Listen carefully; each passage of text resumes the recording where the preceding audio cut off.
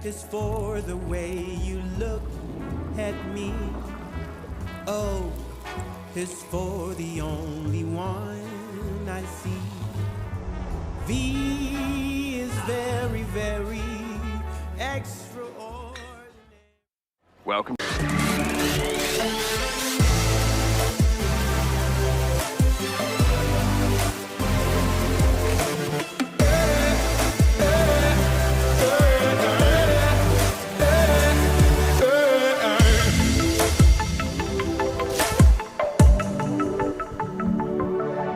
Very good morning, everybody. A warm welcome to Emirates Old Trafford. We've got another Saturday doubleheader here. Today, Lancashire Thunder taking on Essex Women is the first game. Later on, the men's team will be taking on Derbyshire Falcons. Paul Shaw is with me, as usual, here in the middle as we get the two captains just behind us getting ready to make the toss. Welcome to you, Paul. It's been a couple of weeks since we last saw the ladies in action. How much of an opportunity is this now to try and get some points on the board and move further up the table? Yeah, look, I think it's a great opportunity. I mean, the players have had a couple of weeks off, although there won't be enough. They'll have been training and playing some competitive games as such. But I think a couple of losses on the road just before the break, wasn't it? If you remember, down in Surrey. And from that perspective, I think it's an opportunity now to get going again and see if they can push on towards that top three. Obviously, we know this team is capable of putting runs together, and there's a lot of points still up for grabs. Absolutely, still a long way to go. I think there's 5 or 6 games left, so in this competition they still have a chance to just, importantly, can get a good performance in today, get a win and then string a few results together. All of a sudden they can still be in the mix. They haven't quite put all the single bits of everything together regularly in games, have they? So are you hopeful it's just a case of that starting up at some point? Yeah, absolutely, and hopefully today is the stage absolutely fitting for that. They'll certainly be wanting to. I know there's been times where batting, bowling and fielding has been inconsistent, but today if they can put it all together, then hopefully they can get the performance and they'll win the one. Well, the toss has been going on. Let's see what's been happening. Let's have a word with both captains. Eva, stay with us as well. Ellie, we get the result of the toss to start with. Who's won the toss? You've won the toss, Ellie. Well done. And what's the decision? Going to have a bowl today. Yeah, it looks a decent wicket. So yeah, hopefully we can get them under pressure early on. It's been a couple of weeks since you were last in action. What's it been like to have that little bit of a break and maybe a refresh and a restart, perhaps? Yeah, definitely. I think the girls rested up well, worked hard for a couple of weeks, and now in a position where we've got 6 big games coming up, so raring to go. Going to say there's a lot of points up for grabs here and 2 games this weekend. This is a big opportunity for you, isn't it? Yeah, definitely. We're well aware of the situation, and yeah, hopefully we can start and build some momentum today. And how confident are you that, knowing full well that this team is capable of going on runs, you can now start putting one together? Yeah, definitely. So girls are in a really good place and pretty confident, so hopefully yeah, we can get a win today and start building some momentum and go on a bit of a run. Go well today. Thanks very much, Ellie. Let's bring in Eva. Thanks for joining us. A couple of weeks since you guys last played as well. Last time out it was a win against Durham. Did the break maybe come at the wrong time for you in that respect? Yeah, a little bit, but I guess the girls are nice and recharged now and refreshed, and yeah, we've reflected on the last block and looked at the good things we've done well, and yeah, good to go now. It's very tight as far as these two teams are concerned. Just how crucial could this be for your ambitions now? Yeah, 100%. We're kind of looking to gain a bit of momentum after that Durham win, so we can get a couple of wins here and down at the Oval tomorrow, then puts us in a good place for finals day. And are you confident as well that you can also put a run together and you've still got the chance of getting to the finals? Yeah, 100%. As I said, we've got 3 games in 4 days this weekend, so yeah, kind of big weekend for us, and if we come out the right side of that, then we're in a really good position. Busy old schedule. Go well today. Thanks very much indeed. Eva Gray there, captain of Essex Women. So as you heard there, Lancashire have won the toss. They've decided to have a bowl first, so an interesting decision. We will see how that works out. We'll bring you the confirmed team news very, very shortly as well. But for the moment, here's a little bit of a highlights package from the last time the ladies were in action.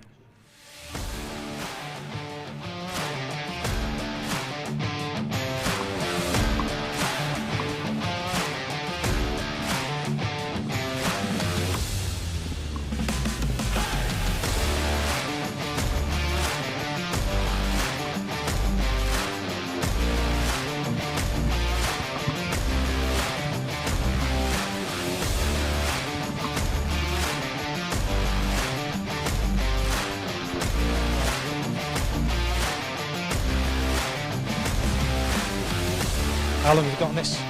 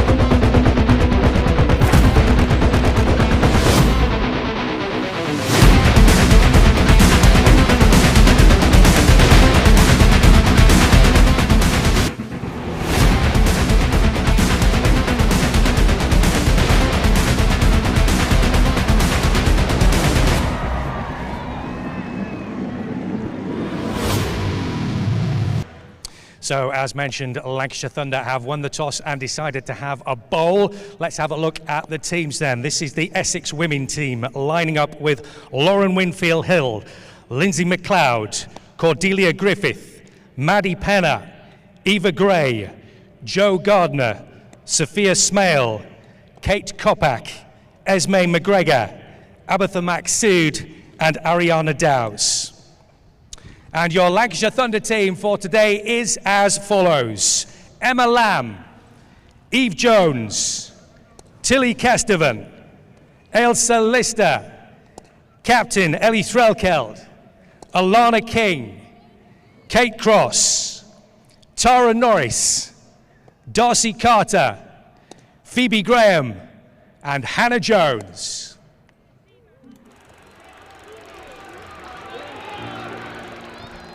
"1864. We were first class then, and we're first class now. With a dream to spread cricket through Lancashire's towns, where girls and boys, with willow and leather, become more than a badge, but the red rose together."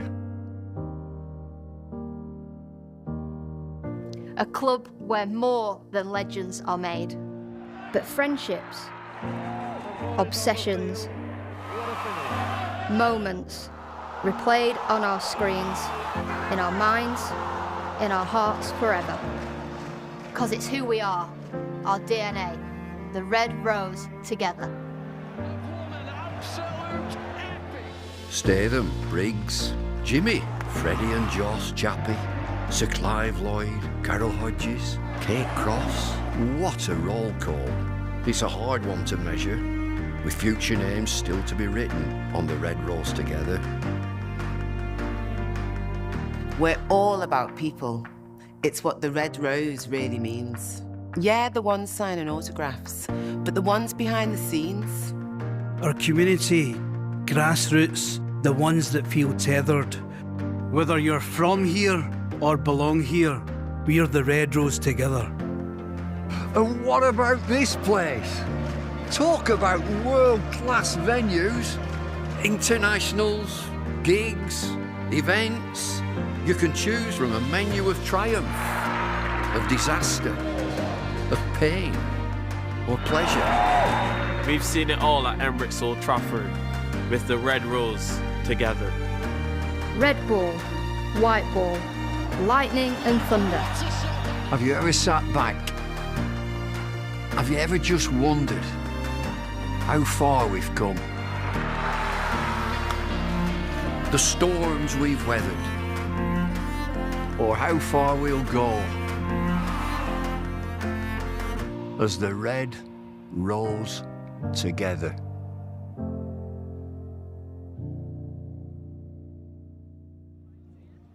So, as mentioned a little bit earlier, Lancashire Thunder have won the toss. They've decided to bowl. Paul Shaw's is with me again, as usual. What do you think of that decision? Yeah, look, I think it's an interesting one because it looks an interesting pitch to me. There's a few cracks on there. It is rock hard. Spoke to the ground staff this morning. They've tried to leave a good cover of grass on there, but it just looks a little bit clumpy. So I wonder if as the game goes on, certainly for the men's game this afternoon, it might just spin. So I think they're probably not quite sure how it's going to play. So it's about, bowling well, bowling really good areas, taking as many early wickets as they can, fielding well, and keeping Essex team to a relatively low total so they know then what they're going to have to chase. In terms of the team selection today, what are your thoughts? Yeah, look, I think both teams actually have got a couple of players missing. They're playing for the England development 11 against New Zealand. But what's really pleasing about the Lancashire side is you can see the strength in depth in that team. You've still got Lamb, you've still got Cross in the team, two quality internationals. You've got Stevenson, the youngster that's done really well recently, certainly in the County Cup, did fantastically well in that final. Alana King. And then you've got Elsa Lister that scored runs recently coming in that middle order, lots of power in there. So I think they've got a really good balance of both experience and youth, even with a few players out. So I think the Lancashire side's a good side. I also think Essex are going to be hugely competitive today. Lauren Winfield Hill, of course, on loan from Yorkshire. With Essex, and they've got a number of players sprinkled throughout that team that will want to compete and want to play well, and they're pretty evenly matched in the league, but I think on paper Lancashire look the better side. Was that a bit of a surprise move for you to see Lauren Winfield Hill being sent out on loan? Yeah, it was, because I know she's Yorkshire through and through, but I think the opportunity to play, if you like, at this level of cricket was quite important. So playing in this division was important, and chatting to her and chatting to the staff at Yorkshire, they felt that it would help again to be playing at the highest level, and then she'd go back to Yorkshire and finish off the season. As you mentioned, 1 or 2 players missing, and for Essex, Grace Scrivens, I mean, she's a huge blow as far as they're concerned, I guess, isn't she? Yeah, Scrivens is a top quality player, left-hand bat as well, which mixes up the lines and the lengths of the bowlers or the bowling unit, so that's a big loss. But also Grucock, who bats in that middle order, is a good left-hand bat as well, so she'll be missed as well today. But they've got some competitors within that side. McLeod's still a good player. Got Amara Carr that scored a few runs this season, very good wicket keeper. And again, they've got a reasonable balance. But when you look at both teams on paper, Lancashire do look that little bit stronger. You mentioned Elsie Lister. She's had a fantastic month. No wonder that she's been nominated as one of the June PCA Players of the Month. 230 runs in 7 matches, including a 79 high score. She's in fantastic form, isn't she? Oh, she's absolutely on fire, isn't she? And it's been really pleasing to see her progression over the last 2 or 3 years. You know, from in the academy at Lancashire, working then into playing lots of competitive cricket, playing in the first team a fair bit, and then this year that she's seen, if you like, just desserts for all the hard work that she's put in with the coaching staff here. And the one thing that she has that's worth its weight in gold in the women's game in particular is power. She has power, so someone that can score boundaries outside the power play, and so far this season I think she's done extremely well. It's been a fortnight's break, and as mentioned to Ellie a little earlier, an opportunity to rest, refresh and reset. How important is that going to be, do you think? Yeah, I think really important, because they'll have had a couple of days off at that start just to download everything, get everything sorted, clear their heads, have a bit of time away from the game, and then they'll have been training really hard and really smart to try and finish this competition really, really strongly, because they will want to get to finals day again, won't they? They've already had a taste of it in the County Cup. They're positioned second in the Metro Bank 50 over, so if they can push up with a couple of wins, all of a sudden they're back in the mix, and I think they'll be absolutely chomping at the bit. It's very tight between these two. Essex in 5th at the moment, Lancashire in 6th going into today. Both identical records, 3 wins, 5 defeats from 8 games. Essex are a point in front with 13 from Lancashire's 12. So this game in itself, in the context of the rest of the competition, could be very, very important indeed. Absolutely, and when you consider what the captain said for Essex, Eva Gray, she mentioned that they've got 3 games in 4 days. Lancashire, I think, is something similar, so whoever comes out in a good position, maybe in 4 or 5 days' time, hopefully will give you a really good insight in terms of who's going to push on towards that top 3. 6 games to go for Lancashire, including this one. We've got another one tomorrow, so obviously a huge opportunity to try and put some points on the board. Do you think there'll be a confidence that they can put a run together amongst the Thunder side? Yeah, I think so, and just being around the squad this morning, chatting to a few players, they look really excited. They're great to be here. They love playing here in this magnificent stadium here at Emirates Old Trafford, so I see no reason why they can't put a good run together and give themselves the best chance of finishing this season in this competition particularly well by getting to finals day. I know they're outsiders. You know, we have to be honest and upfront and authentic about that. But what I do think is they put 2 or 3 results together, 2 or 3 performances, results will come, and then find themselves back in the mix. Yeah, they were in a similar sort of position last year, weren't they, in many respects? And like we say, they got a little run together at the end and managed to really push on. So fingers crossed we can see that repeated again whenever it happens. Yeah, I would hope so. And certainly the staff and players will have geared the players themselves up for the next few weeks and the next few games. And I think, do you know what? They've already got 1 trophy in the cabinet, and I know I mentioned that a couple of times, but it's so important because that builds that confidence and belief that they can do it. String 2 or 3 wins together, all of a sudden, season's still on fire for them. 1 win, 1 trophy. Surely that breeds another, and then another, and then another in future. That's what the coaching staff will be saying. Yeah, absolutely. We can't wait. Very much looking forward to it. Essex women, the visitors today. And don't forget, we've got the first ball flyer, the Emirates first ball flyer coming up as well. Lancashire, of course, have decided that they are going to bowl first. If we get a wicket on the very first ball from a Lancashire player, then somebody here in the crowd could be going on their way to Dubai, courtesy of our title sponsors, Emirates. And of course, don't forget, if you're out there watching on Lancs TV, do send us a message on the socials. Let us know what you're up to, where you are, how you're watching it, how much you're looking forward to it, not only today in terms of this game, but also the men's game coming up a little bit later on when the Lightning side take on Derbyshire Falcons. It's a full full day, a double header here at Emirates Old Trafford. T20 Blast action is back. Here's a little recap of the rules. Each match is played by 2 teams of 11 players. Some are batters, some are bowlers, and there's 1 wicket-keeper. Both teams have a chance to bat and bowl. Look out for the coin toss. That's how they decide which team bats or bowls first. Each team has 20 overs to score as many runs as possible. The team with the most runs wins the game. 1 over is made up of 6 good deliveries from the bowler. To score runs, batters hit the ball and run between the stumps. If the ball reaches the boundary, it's 4 runs, and if it gets there without bouncing, that's a 6.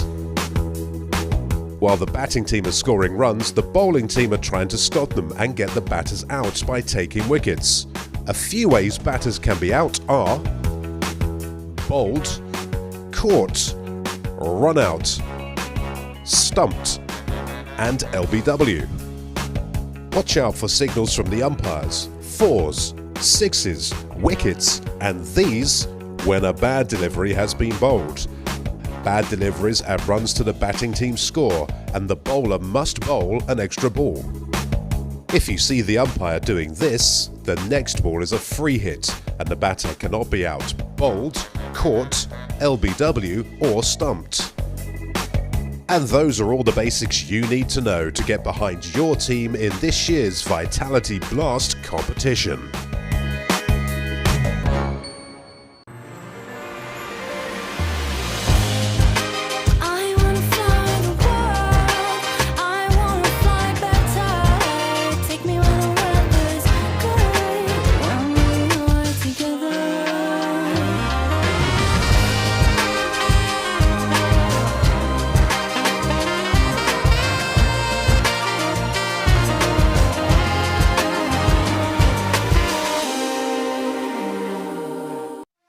When I was a kid, there was no professional women's cricket. I didn't even think that women could be professional sports people. Especially early on, it just didn't really seem like there was a career in it. To support myself around cricket, I had to work at the petrol garage. I was the only girl, so I stood out. I'd love for young girls to be able to dream about being an athlete and it to be achievable. Thanks to the Hilton funding my contract, it's allowed me to play the game that I love all day, every day. We're like an engine and we need to be fueled with the right gas. Without funding, we can't be visible. You can't be what you can't see. As a team, it feels like we're breaking boundaries. Thunder and Lancashire always want to put women's cricket at the forefront, and now I think that's really shining through. It's mad to think that without the Hilton funding, like, we wouldn't be playing cricket every day, training. Well, we could be, but we wouldn't have any money. We wouldn't, yeah, true.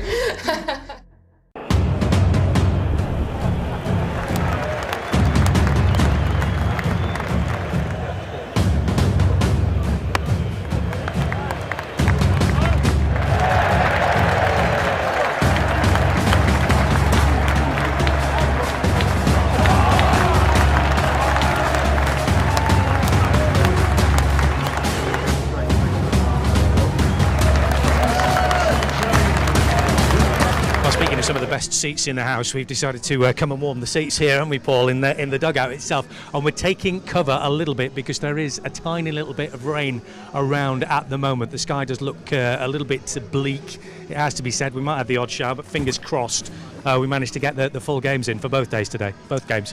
Yeah, let's hope so. Hopefully it just blows across. This is just a little bit in the air at the moment. How that will affect conditions will be interesting, whether there's going to be a little bit of swing or a little bit of zip off the pitch. Maybe that's something that Lancashire were thinking about at the toss, but hopefully, yeah, this will blow over.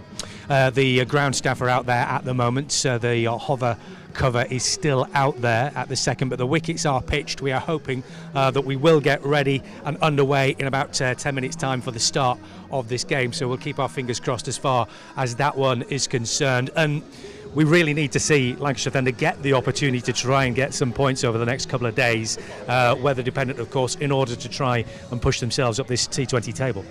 Yeah, absolutely. It's really important that, you know, this rain does blow across. They can get on the field and put in a really good bowling performance.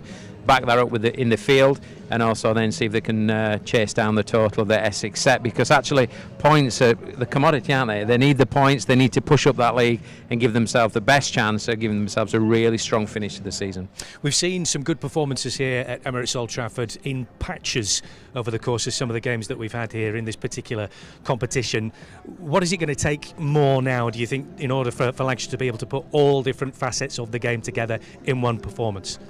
I mean, in one word, consistency, isn't it? It's ensuring that everybody backs each other, but the fielders support the bowlers support the fielders, and actually the batting unit play a really good, high positive percentage cricket in the middle, and see if they can bring all that together. And I think that's really important. Surely Chris Reed, very confident, will be having those conversations with the players in the dressing room and at training to give themselves the best chance of putting a real consistent performance together, and then stringing that together over the next few weeks. As you say, 1 or 2 changes as far as the side is concerned today, but overall we are seeing a core section of players being picked on consecutive basis. So how are you seeing that spine, if you like, of the side starting to develop over the course of the season now? Yeah, I think that's really important. I mean, just looking at the team now, it's a pretty strong side still, with a number of players not available playing representative cricket.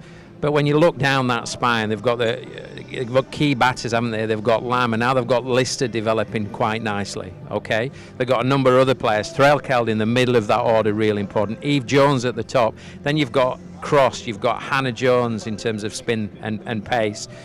You've got King.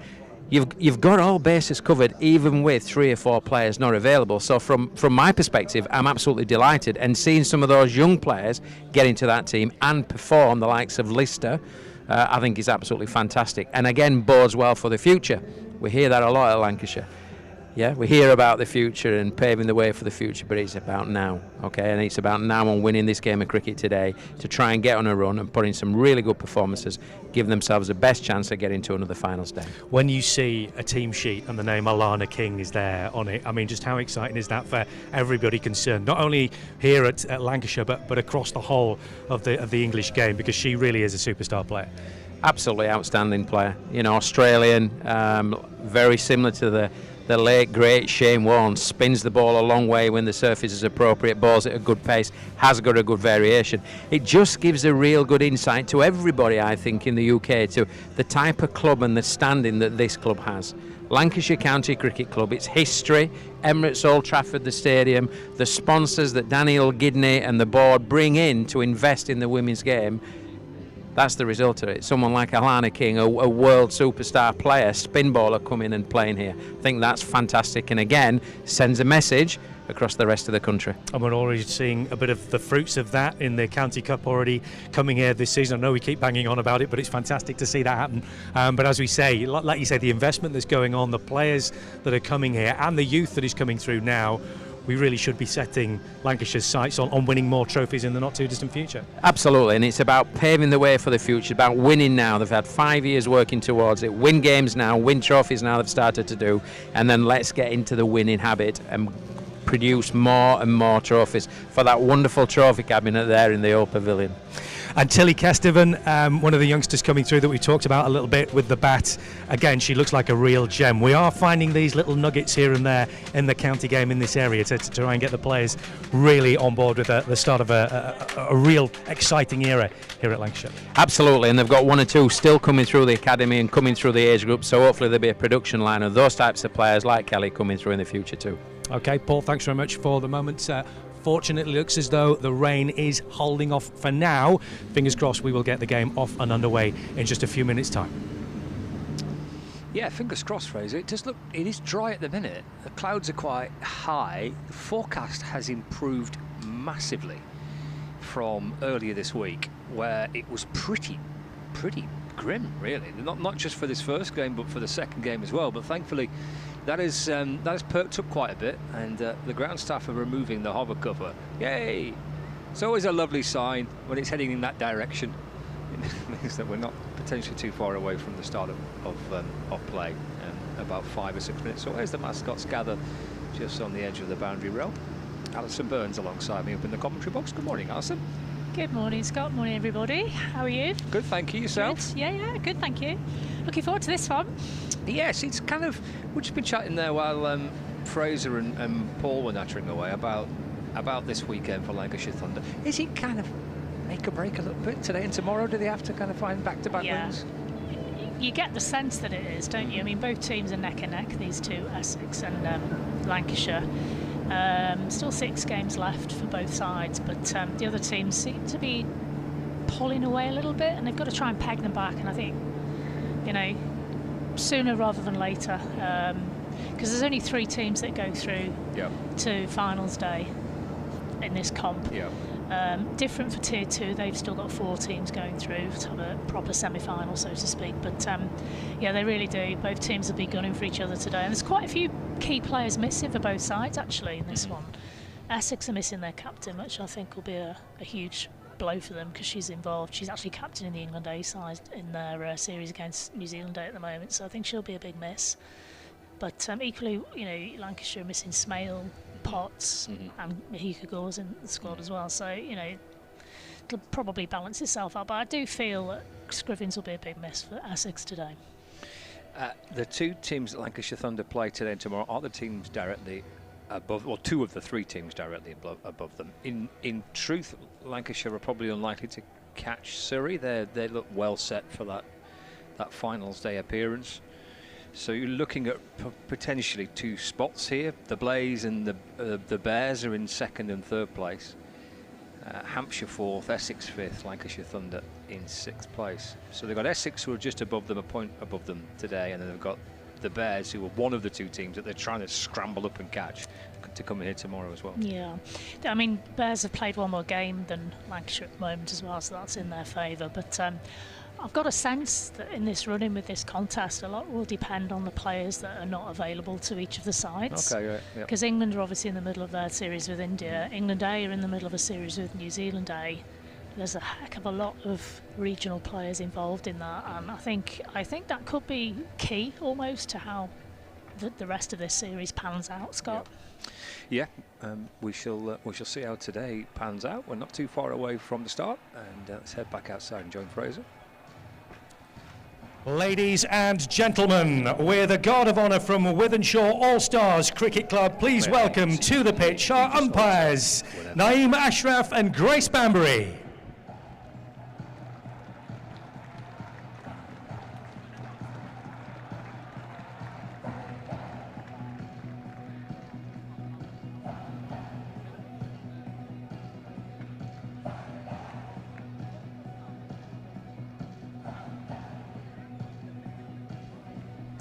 Ladies and gentlemen, please welcome our opposition this afternoon, Essex women.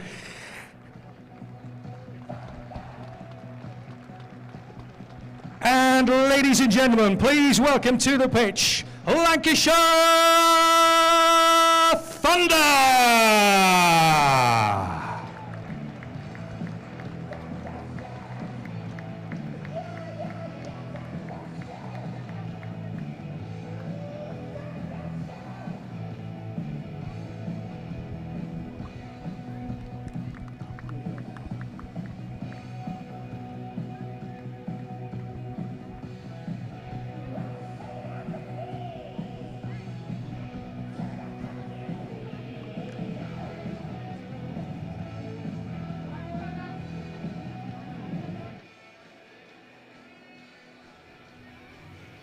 So yeah, not too far away from the start here. There's a Lancashire winning the toss and bowling first. Alison, floodlights are on. It looks a bit gloomy. It's a bit of one of those days where you think a bit of sea might come into play. We haven't had many days like this summer. It's been glorious and warm, and actually it's the first time I've seen a women's game start with the floodlights on here. So it's definitely gloomy. There's a big chance of rain.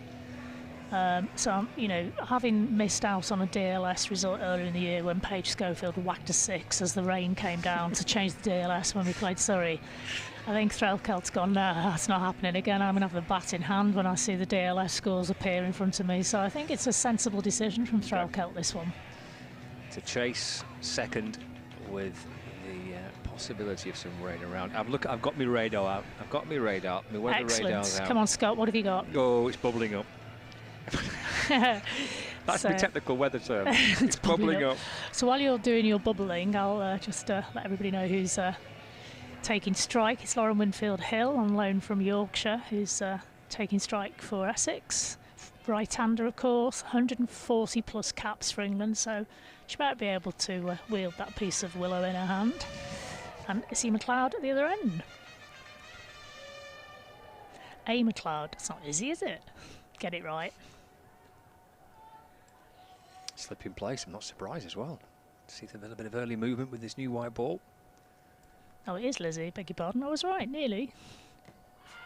It's Norris to get us underway, balling to Winfield-Hill. That just deflects out towards Alana King off the pads. And there's no run. So yeah, interesting decision with the toss. Yeah, because the possibility of a little bit of showers bubbling up maybe over the next couple of hours. Yeah, as I say, they've been stung once by being in an unfortunate position. Victory snatched away from Norris in again. Oh, she's beaten the outside edge. That's moved right across the right-hander. Well, that's the type of delivery. That's the type of movement you want early on, isn't it, with a new ball? Beautiful. What you don't want is these early few overs with the white ball being wasted by loose deliveries, because traditionally they don't really swing as much as the old red ball for as long, I should say. Norris, Statham end. Fuller. There's a big shout gone up there, but I don't think it touched anything. The umpire Grace Banbury agrees with me on that one. But yeah, Norris has found her line straight away, much to the delight of her teammates. And at the replay, how close it was. Oh, I think they've heard her bat hit the ground there rather than edge per se. Norris strides in past the umpire. Bit laggy, gone to short fine. They've snuck a quick single there. Good running from McLeod, Lizzie McLeod, number 44. Comes on to strike, first run of the game off the bat. Yeah, it's probably bat hitting ground, wasn't it? It wasn't too far away from the edge of the bat, just sliding on past, but maybe the noise there was more bat into ground. Good start this by yeah, Norris. It is. And McLeod's no fool with the bat, having been part of the Welsh Fire franchise in the 100. Right-hander, Norris. Again, it's flicked off the pads and Threlkeld's sharp. Stops that single. Keeps McLeod on strike. Yeah, nice to see Lanky's up nice and early today, just stretching out on the offside boundary as we look. No doubt he'll be having a little jig later on. Oh, he's tired already. He's gone for a sit down. It's a long day ahead. It's double header. He's got a lot of people to annoy. Exactly. Norris. Straight drive. Yeah, I've got to say that was a very, very good first over from Norris. One off it. Yeah, right just on the start. Yeah. Take the new ball. Floodlights are on. Cloudy conditions. Early morning. Bit about, maybe nibbling around a little bit. You want to make the most of it, don't you? And don't want any wasteful deliveries. And she started off beautifully there. Brilliant. It's going to be Kate Cross from the James Anderson end to get us underway from that top end. Lancashire Thunder's team in full. Tilly Kestevan and Eve Jones, Emma Lamb, Ellie Threlkeld, Elsa Lister, Alana King, Darcy Carter, Kate Cross, Tara Norris, Hannah Jones, and a first start of the season for Lancashire Thunder for Phoebe Graham. I know. I'm really pleased to see her back. I think it's a day for seamers, and Phoebe is a very determined right arm seamer. She's done a bit of comms up here with me in the past, and yeah, she's good fun to have around, and I wish her well today. Here's Cross then with Winfield-Hill on strike. International feel to this one, isn't there? As it's pushed away off the front foot. And there's no run. Well, you wouldn't want any better to keep it tight from one end, would you? And she's generated a bit of pace already, this Cross. That looked a bit nippier than Norris. Bit of alliteration for you first thing on Saturday morning, Scott. You okay with that? I'm liking that at 11:05. I've never had a cup of coffee yet. Good effort. Cross in, balls again, slip in place. It's onto the pad. She's asking for the LBW, but Yeah, it's a good shout. Felt to me like it was perhaps going down leg. Let's have a little look-see. Love it when we've got a replay. Oh, yeah. Dot ball, though. Just as valuable in T20 sometimes. Early morning shout for Kate Cross, but not sure that Kate really believed that herself. One without loss, Essex. Chipped out towards the leg side. Fielded by Alana King at mid-wicket, and there's no run. Sometimes it's worth a shout just to put the bassers off their strike, taking a quick single at times. Or a quick leg by, I should say. Winfield Hill won't be fazed by that, though. She is a very strong character. I've enjoyed listening to her comms on the England games as well. She's really, really insightful, she says. Very good. One without loss in the second. Cross into Winfield Hill. That's in the air. Alana King leaping after it. Mid-wicket. Stretching as much as she could. It's in the air. It's a chance. Half a chance if she gets something on it. Here we go. I tell you what, she's jarred her neck there, I think. Ouch. Yeah, it's a bit of a heavy landing, that, wasn't it? Yeah, yeah. I think she was feeling pretty much on one of the pitches that are being prepared to be used here. It's a cool day as well. It's not quite summer conditions today, so it won't be quite. The muscles won't be quite as warm. Dabbed away by Winfield Hill. And Lister comes up from cover to field. No run. Good stuff from Cross. Yeah, right on the money. 3 without loss, 1 over gone. Well, 1.5 overs gone. This is the final ball of the second over. Drop mid-wicket back towards the boundary. Oh, well stopped. Good stop inside the circle at short third. It's the youngster Carter. Tall right arm spin bowler. I wonder how the spinners are going to get on today. I know the seamers are looking forward to it. Look at that. It's great, isn't it? Yeah, good work. Saving runs, probably 4 of them actually. Well, yep, nobody behind her. So, just the 4 runs. There's the 3 off that one. Tight start by Norris and by Cross.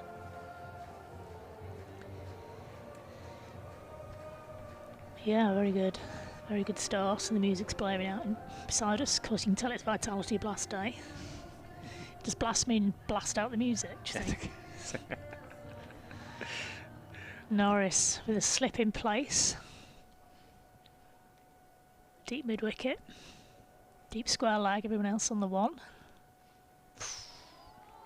That seemed to get a bit of bounce. Surprise Winfield Hill did that one. Yeah, you can see it. She's saying, she's signalling. That one took off. You're right, it did.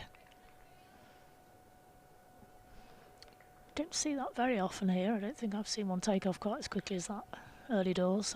You know, a bit of uneven bounce maybe because of the dampness in the wicket. It's drying out at different speeds potentially.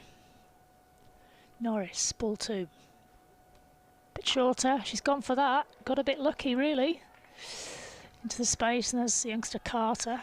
Fielded really well. What a throw that is. Right over the stumps, and she's getting a round of applause from the crowd behind her for that one. Taking 1.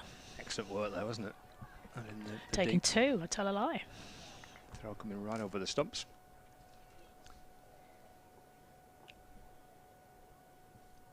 Winfield Hill's looking focused. Norris got away with a little bit of a full toss there. Straight to the fielder, mid-off. Our friend Phoebe Graham.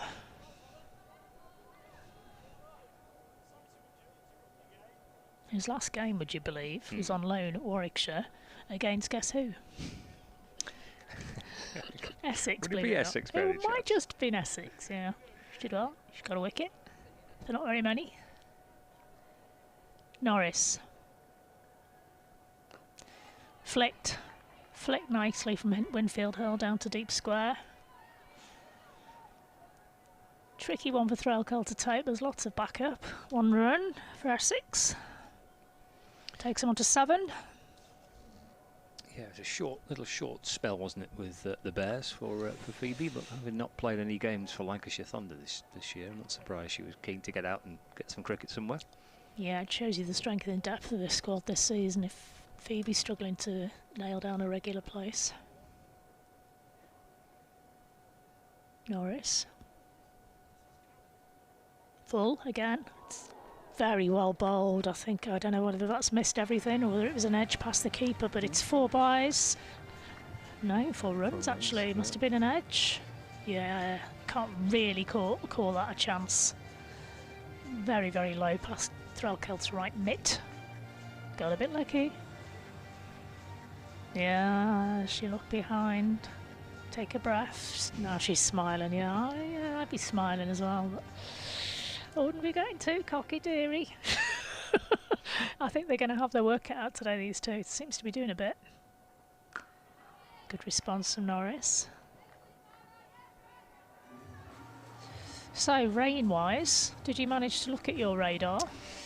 Potentially some showers about midday, 12:30, something like that. But it looks pretty hit and miss. I'm going to look at the right for the... Oh, yes. Oh, thank you. The graphics are coming up. So there's a few showers floating around, aren't there? So we might get a little bit of something. What time's this? There we go. It's 11:30 now. 12 o'clock. So we might. Yeah, it could be something. We might get a bit lucky, and we might get a bit of something. Well, if it stays like this, it's going to dry out as the day goes on. Hopefully that will favour Lancashire when they're batting. And here comes Phoebe. First Lancashire appearance of the season. And, excuse me. In from the James Anderson end. Yorkshire born, but we'll forgive her. In and balls. Another Yorkshire player. This is Winfield Hill. Dabbed into the offside. 3 for 1. Yorkshire to Yorkshire there, isn't it? 12 without loss. Yeah, Winfield Hill is on loan, isn't she, from Tier 2 side Yorkshire? Yes. There's quite a lot of movement, loans and contests. Interestingly, she's chosen to come on loan for the T20. Steer Callis, on the other hand, is also playing for Yorkshire, but she's been playing all contests for Warwickshire, hasn't she? She's not just done the T20 for them, so she's done up some air miles and road miles up and down the various motorways as McLeod took a single there off that delivery.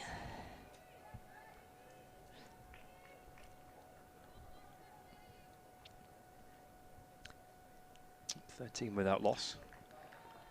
So a single off the first 2. Winfield Hill back on strike. Graham in and bowling. Oh, it's a top edge.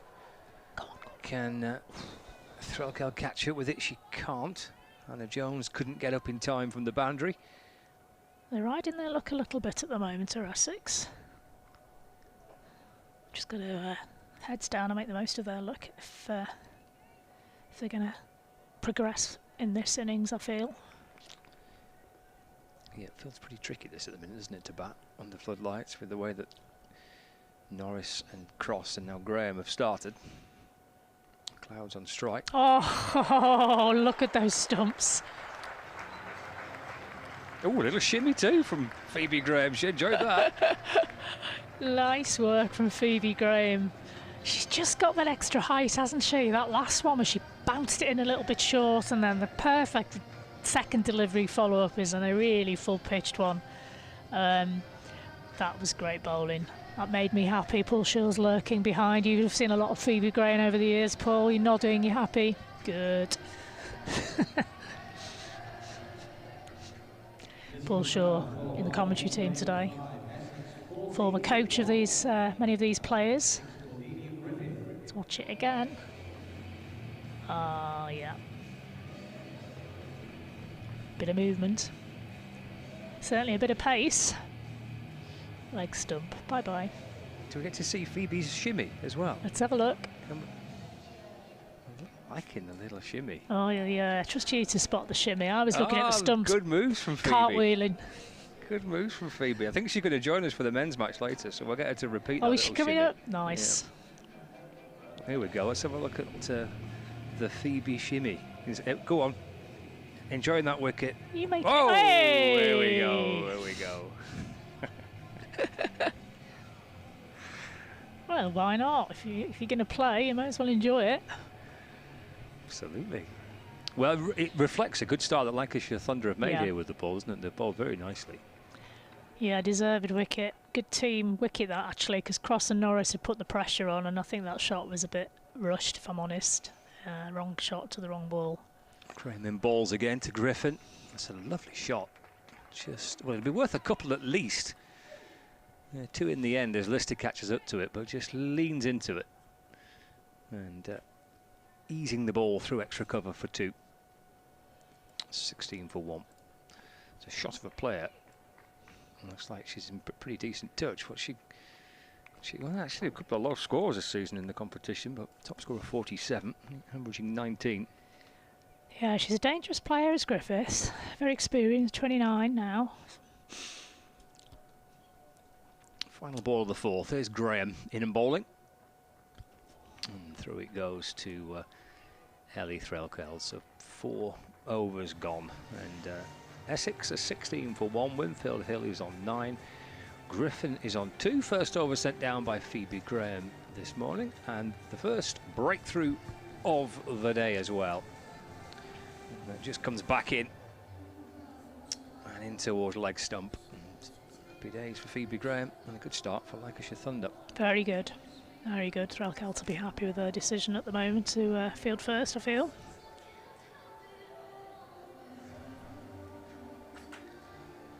Yeah, today when you wouldn't necessarily look forward to batting, to be honest with you, looking at this situation at the moment. Norris just readjusts her hair, gets it off her face.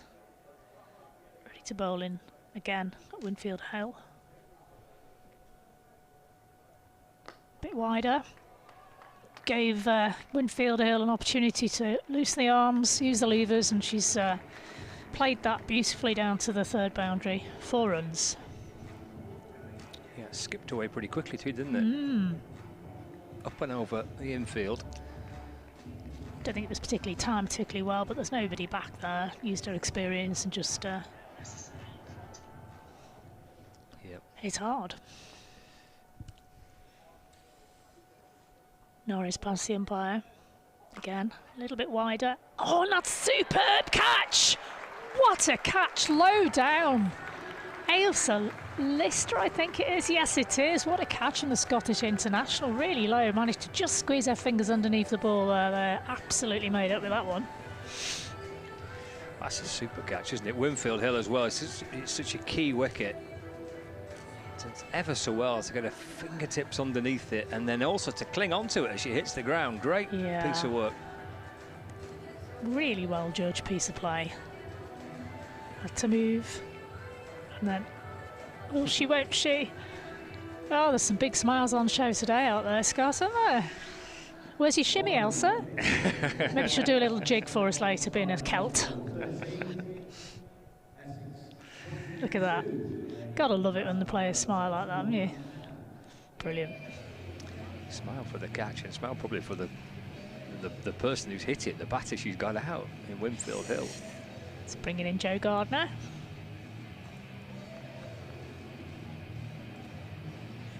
An interesting position for her to come into. 20 for 2 already in the 5th over of this T20 game. Still in the power play, of course.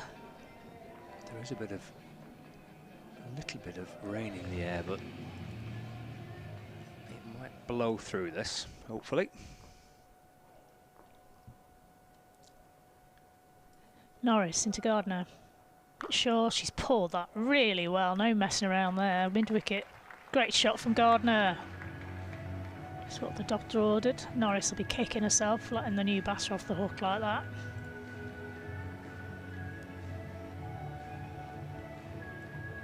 Pretty emphatically, wasn't it? But he was probably there to be hit, wasn't it? Muscled out through mid-wicket. She's from the Isle of Wight, this girl. You don't see many players from the Isle of Wight playing in this league, do you? Oh, that's a great response from Norris. Dot ball, right on the money.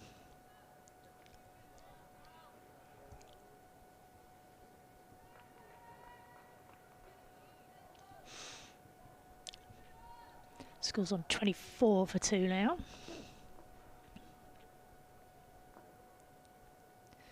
Norris. Left arm over. Squirted off the outside edge of the bat to short third. Gully, slash, whatever you want to call it. Yeah, it isn't it? Short third, backward point, short gully, get a floating around Somewhere in a couple over of there. positions. Yeah. You've got your screens. Take a look. You tell me. Yeah, they've got a slip and then they've got 4 fielders inside the circle on the offside, 2 on the leg side, and then 2 outside the circle on the boundary. Norris.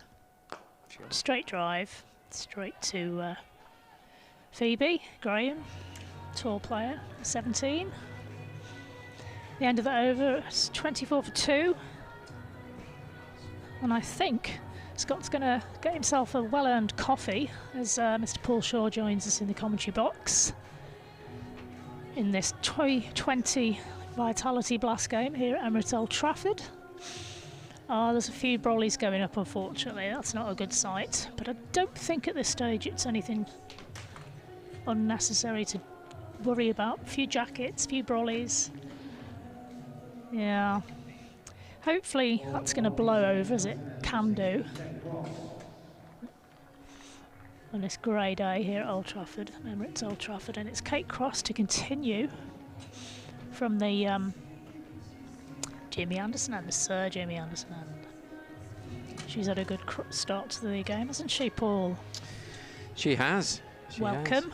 Yes. Nice to see you again, sir. Good morning. Good to see you too, Alison. And would have preferred blue skies, I think, wouldn't we? Matched your shirt then, wouldn't it? Yes, you know. We always have to comment on Paul Shaw's attire. You love it, really. I don't think the camera's on at the moment, but certainly what that is sounds like it could be the covers coming on. It's really loud, actually. Yes, it is. The players are going off, and apologies for the sound that you're hearing. It's the hover mower coming on to cover the pitch, obviously to prevent any further damp creeping onto that wicket, which is already looking a bit difficult to play on. It's amazing. I want to ride on one of those. Fantastic. Well, the Lancashire girls aren't exactly running off to get into the shelter, so I don't think this rain is particularly heavy, but it's early days in the proceedings, so they may as well keep the covers on for a few minutes and see if this little shower will blow over. Paul, you've jinxed us, young sir. Yes, I sat in the chair and it rained. Scott's always very quick to remind me one of my slightly elaborate shirts, and also when it rains, because normally, you know, when I set off from Yorkshire, from over the hill, from sunny Barnsley. We'll forgive you, because we like some people from Yorkshire. It's normally cracking the flags, and I come and it rains. And you're telling me Yorkshire doesn't rain in Yorkshire? Very rare. Please. Very rare. Seriously. Very rare. Okay. So just have a little look at the... yeah, it's a good position for Lancashire to be in at the moment. I don't think they were utterly that keen to come off then, to be honest. They didn't exactly come off quickly. 24 for 2. Yeah, and at Winfield Hill, their most experienced batter's gone. Scrivens is not playing. The other opener's out. As you can see, Winfield Hill went for 13 off 18. McLeod 5 off 6. Griffiths and Penner. Well, yeah, it's a difficult position for Essex to be in, isn't it? Figures are looking pretty good. Yeah, we're looking at that. Norris has got 1 for 16 off her 3 so far. Cross none for 3 off just 1 over, and Graham coming back into the side. The 1 wicket for just 5 runs off. That doesn't mention the shimmy though, does it, Paul? Did you see the shimmy? I did see the shimmy. Did she used to do that a lot when you were her coach, or has she just got happy since you've left? I think happier. I think it's the first time I've seen the shimmy. Well, there you go. There you go. I think it's something you should have encouraged, personally.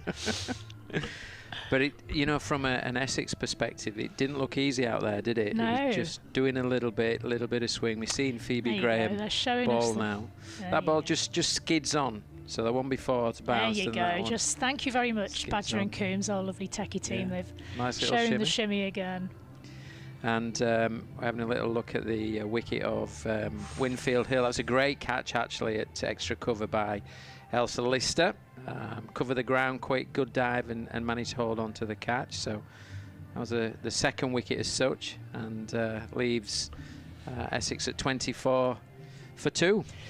We saw Lister there. She didn't really come to the fore much in the Metro 50 over series, but I've been really impressed with her in this series. She seems to have stepped up to the mark, and there's been a couple of matches where she's either won the game or kept Lancashire in the game with some really bold play.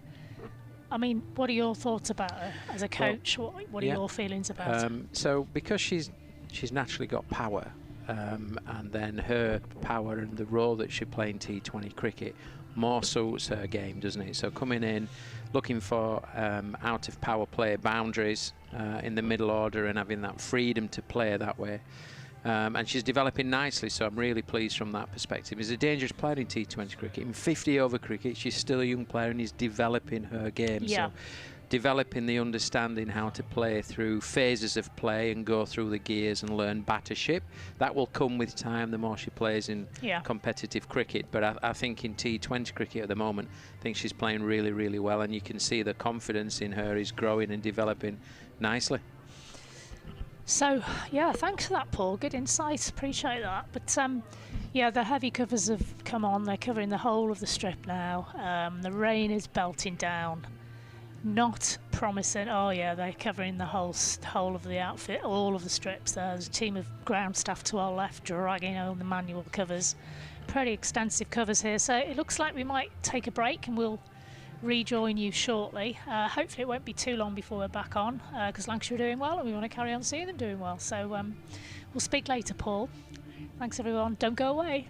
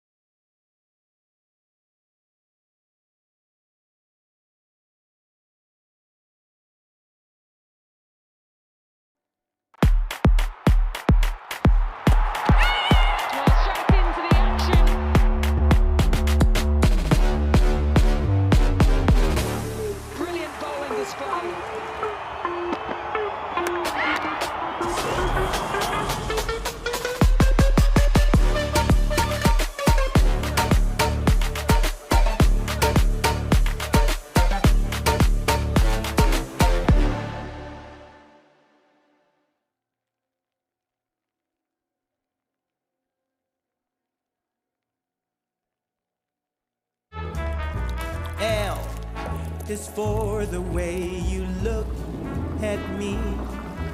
O is for the only one I see. V is very, very extraordinary.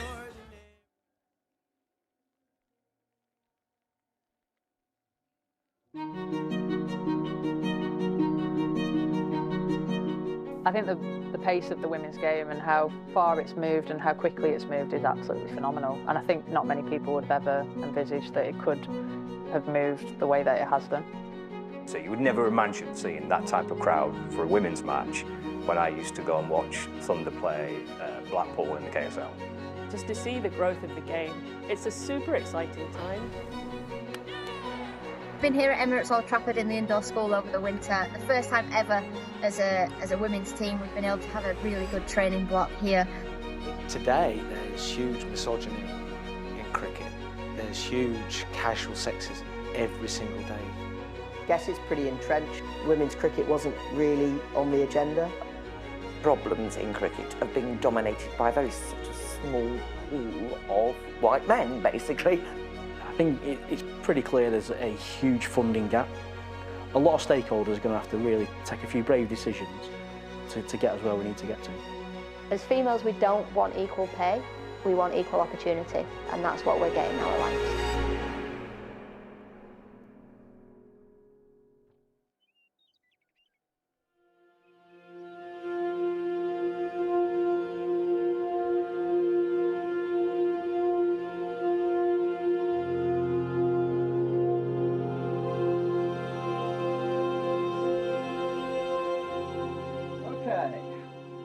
Okay. I'm recording, so...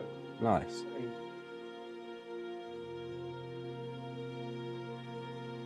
3, 2. The Charlotte Edwards Cup begins on Sunday, and it's going to be a very exciting competition. It's a massive competition, you know, especially for our Thunder girls as well. After, you know, a relatively quiet showing in the 50-over competition, I think the coaches will be really pinpointing this competition to do something. So the Charlotte Edwards Cup is our T20 domestic competition for our regional team. Obviously named after the great Charlotte Edwards, who's strangely a coach in the tournament, so she's playing for her own name. It's a round-robin competition, so each team plays each other once. Then the top 3 get through to a finals day where top of the group go straight through to a final and second and third play off in a semi-final. I think, in a way, this season coming up could be quite pivotal for Thunder. I think they're at a point where they're going to try and show a little bit of something for the investment that's been put in. The pressure's there at the end of the day, you know. We're putting in significant investment from the likes of Hilton and Sports Breaks, and the club are over-investing over and above what the ECB are putting in as a regional programme, and which to a level more than any other team. I mean, we're trying to develop a professional elite environment. The fact that it is so much more visible, that people know they can make good careers from it now, will engage the teenagers and even younger women than that to really get involved in the sport and drive it forward, which is an exciting thing for all of us involved. A lot of teams were looking at us going, wow, they've been on this amazing pre-season tour. What are they going to be like? Emma Lamb on strike. You'll need 2 or 3 individuals to step up, and you need the team to function effectively as a unit. Deandra Dottin tries to sweep, but completely misses, and the stumps are rattled. With that investment and with that support comes increasing expectations. Should be a catch here, straight to extra cover. Maybe there's an element of trying to run before you can walk a little bit with it. A big swing here, and this time she does connect. 1 bounce, and it's gone for 4. There's a field underneath, put down. Actually, that motivation going into a new season is always really exciting and can set you up as a group to really start performing. Prendergast will go for the single, shot at the stumps, and miss. And Western Storm are home.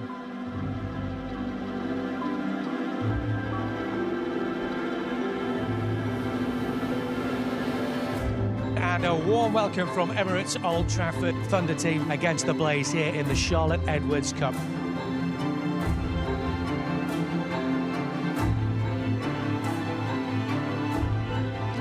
Kirsty Godden balls down the pitch comes lead and chipped right up towards mid-off, and Emma Lamb's got. What do we think is going wrong? Why aren't we winning these early games, you know? And there wasn't any one thing that we could put our finger on.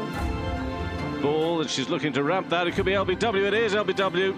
Threlkeld has gone. She's gone for 22. Returns for her fourth and final over. And Eccleston chips the ball back over her head, and Kelly takes the catch.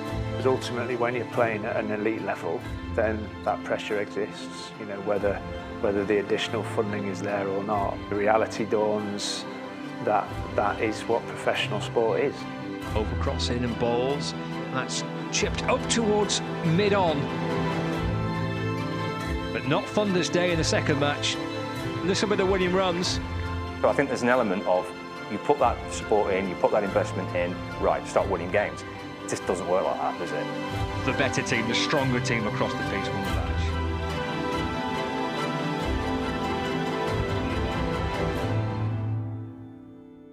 Good for you, stop. Okay. Well, Paul, what's your thoughts on today? Yeah, it's we're disappointed, obviously, to lose the game. Paul Holton with me on commentary for a bit today, and he said that it looked like a team that's not won all season against a team that's actually played quite well this season. Would that be a fair summary? I think that's fair, yeah. I mean, we probably lacking a little bit of confidence at this point in time. Yeah, you're winless, obviously, so far this season in the Rachel and in, obviously, 2 matches in the Charlotte Edwards Cup. How disappointing is that? There was kind of a lot of optimism coming into this season, I think. Yeah, look, we're disappointed. There's no doubt about that. That's the game, isn't it? And what we've got to do is we've got to keep building belief in the players and be ready, work hard and work smart and be ready come Saturday.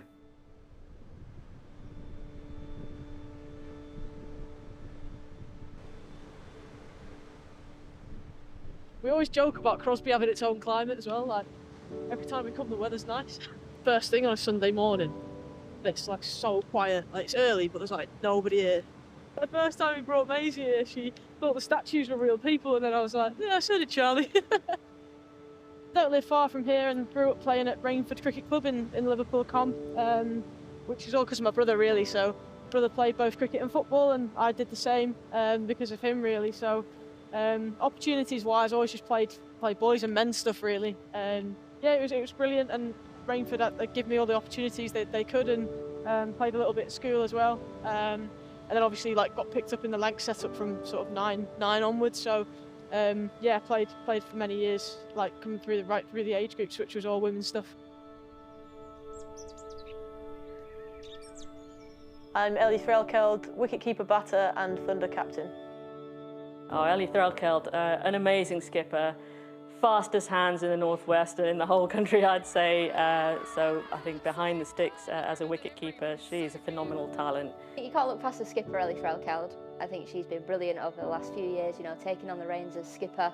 It's never an easy job, especially with a young group like we've got. She's, a formidable individual. She's still so young and she's got such incredible leadership skills. Ellie's great. Ellie is what we're about at Thunder. And it's challenging for her in terms of the pressure of keeping, captaining, batting in top middle order as well. So she's got a lot of pressure on her shoulders as well. Played for Lancashire since the age of 9, I think, so a very long time. I've been part of the Thunder setup for 3 years now when it first was created. One of the first to receive a professional contract in 2020. And yeah, I've been part of the setup ever since, and became captain 2 years ago. So yeah, would be my second season in charge. It's something I've always wanted to do. I think I've done it a lot at age group cricket. When we found out Alex Hartley was stepping down, it was not really talked about a lot for a long period of time, and it was sort of myself, Georgie Boyce, a couple of other players were getting opportunities to do the leadership roles on the pitch, and it was mentioned to me that it might be possible, and I sort of gave it everything from my end and said I really want to do it. But yeah, I remember the moment Shawsey told me, and I just couldn't really believe it, to be honest. I think obviously I was only 23, and yeah, it's pretty young to be able to do it, and I think since then I've done everything I can to sort of get better and to try and impact the group as much as I can. I think a captain in cricket does have a lot of responsibilities. There's decision making, obviously there's a lot of input from a coaching team beforehand, but on-field decision making of if the game plan's not going quite how you wanted it, who's coming on to bowl next. You've got a foot in both camps in a way that you're working with the coaches around selection, and then you're also part of the team like everyone else. All the support we're getting from Lancashire is absolutely brilliant. Hilton have been amazing, and yeah, likewise other sponsors have as well, and I don't think we'd be able to be going on pre-season tours and funding extra professional players without their help, but there becomes a point where, yeah, we've got to give back as a team, and all the support we're getting, it's got to translate to results on the pitch. Hello. How are you? Very well, how are you? I know. The women's game, the growth has been magnificent, really. I think it's been a rapid pace of change, but it's also on a journey where you kind of just know it's still got so much further to go. The game will only get better in quality if women can be given the opportunity to have 12-month contracts, to train in the way that the men do, to completely focus on cricket, and that it's the money. Exactly. We needed to do more, we wanted to do more. I think one of the things that we've always been guilty of is wanting to run before everybody else wanted to walk. You know, we can go and drive additional commercial sponsorship, but we need some more from the governing body. The governing body can achieve that if it actually recognises that by going and doing a broadcast deal or getting a big title domestic sponsor for the Charlotte Edwards Cup trophy, that would be game-changing, because that would fill that gap that would enable the women's pro structure to pay what it needs to pay and do what it needs to do to really compete and grow. I think in terms of where the women's game is right now, I think we're only scratching the surface of the potential, actually, and I think it's going to take a real collaborative effort across the whole of the professional game network. So that's all of our partners, so that's whether it's the first-class counties, the national counties, commercial partners. It really does have to work together in a cohesive way to sort of rise the whole tide. We are, as the ECB, over-investing in the women's game at the moment relative to the direct commercial returns that we create from it. That's partly because we believe it's just the right thing to do, because ultimately where we're trying to get to is a self-sustaining economy where we build the audience, we create the value, we're able to pay players what we'd like to be paying them. Stop treating the domestic game as a performance sport. It is a commercial elite sport. There will be a way of doing that if there's a will. In terms of women's domestic cricket, we are very much in our infancy, I guess, in terms of establishing that as a broadcast product. I think it's something that I am optimistic about in the future as to where that will sit. I genuinely have always just wanted what's best for our women's professional squad and what's right for our women's professional squad. You know, it isn't our job to make the life easy for the ECB and others. It's our job to be on a journey and do what's right by our women's professional squad.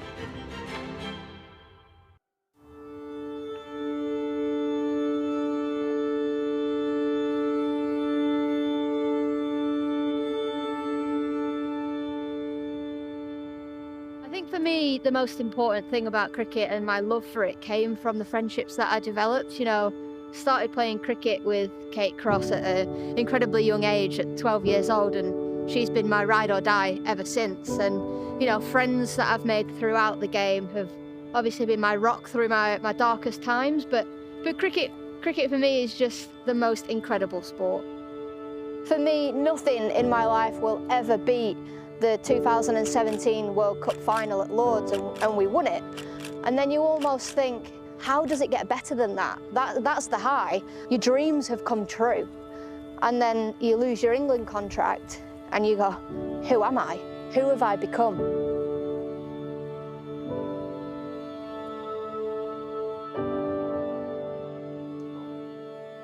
Right, so Alex, we'll start with the intro questions, so they're some nice and easy ones for you. So first is your name and your role. I'm Alex Hartley, former Thunder.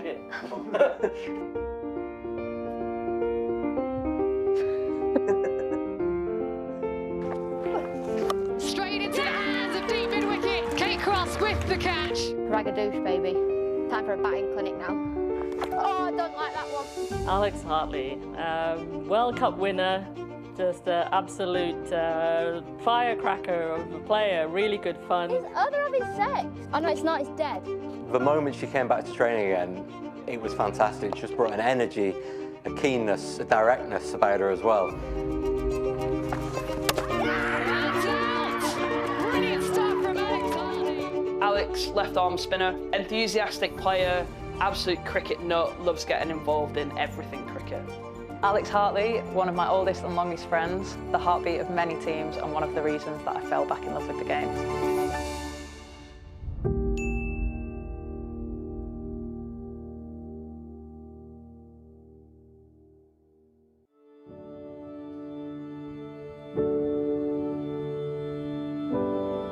I was pulling my hair out, my eyelashes out. I had a breakdown on my mum. Couldn't remember the last time I laughed, couldn't remember the last time I smiled. And I was coming back from cricket training, I was miserable, I cried every single day. And I had to start therapy because I didn't know what else to do, and I really had hit rock bottom of just going back to that dark place that I was in 2019. Therapy for me got me through the summer of my last summer of playing cricket, and I'm really glad I did that, really glad that I got through that, because if I'd have retired at the lowest of lows that I was at and in a really dark place, I think I would have hated cricket forever. But through therapy, I got to play another season with the Thunder Girls, I got to play in the 100, and I retired quite proud of what I've achieved in my life. Beautiful day here at Emirates Old Trafford, and we are starting, of course, with the Thunder against the Sunrisers. Delighted to say that I'm joined by Lancashire's Sophie Eccleston. Great to have you with us. As you say, it's not quite gone according to plan so far. Have you been able to really sort of put your finger on where things are going wrong for you? I think we just need to be a bit clearer on bowling plans, man. I think we should bowl a bit straighter. I think we've been a bit wayward with our lines recently. Get a few, have someone like Lammy to go big today and get some runs on the board. Ellie, thanks very much for speaking to us. You've just had the toss. What's the verdict? We're going to have a bowl today. Yeah, lost the toss, so we're in the field. Right, girls, all I ask is we sit here after this innings, we've given everything, okay? Energy for 20 overs, do the basics really well, all straight. Come on. After the tough start, I had concern, definitely. You know, I've kind of staked my team's name on really supporting and getting behind this group. The consequence of people not performing is, you know, those opportunities aren't there anymore. I think there was pressure, maybe that played a part. Kate Cross to bowl the first.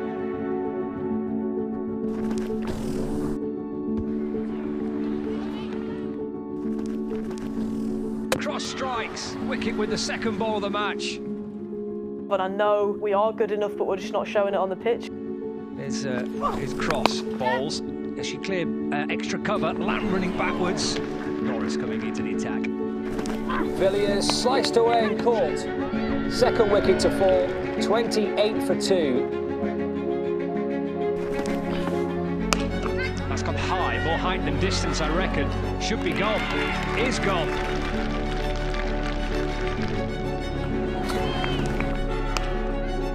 Straight to Deandra Dottin. Gardner, the new batter. There's Lamb in and balls. That's driven for 4. 2 balls left. Oh, and bowls. This is excellent by Ditani. Really good couple of overs at the death here for Thunder. And that will be, I think, a really, really happy Thunder dressing room. It's all about the batters now. Job done. That game really felt like it was the first time that everything was coming together. We bowled really well, and you could see the confidence of the girls was through the roof as well. And it felt like if we could nail the second innings, then we were really onto something. There's pressure there, but the team went in believing. You really backed us. You know, the team walked out and you thought, yeah, we can do this. So here we go. Liberty Heap and Emma Lamb heading out to bat. A lot of pressure on Emma Lamb if she can get off to a good start. Kopak to open up the bowling from the Jimmy Anderson end. It's flashed away to mid-wicket. Nicely played by Emma Lamb. Well, it's a ferocious looking shot. Appears to me to be a marked improvement in running between the wickets. Oh, that's a skyer. Could be caught, probably should be caught. Oh no, put down. 49 without loss. A run away from a 50 partnership for the first wicket between Emma Lamb and Liberty Heap. And drives down the ground, and that's going to bring up a half-century partnership. Kelly Castle coming into the attack.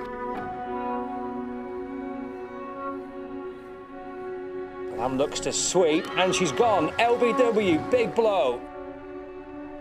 First wicket to fall. That's the first breakthrough for the Sunrisers. Emma Lamb out.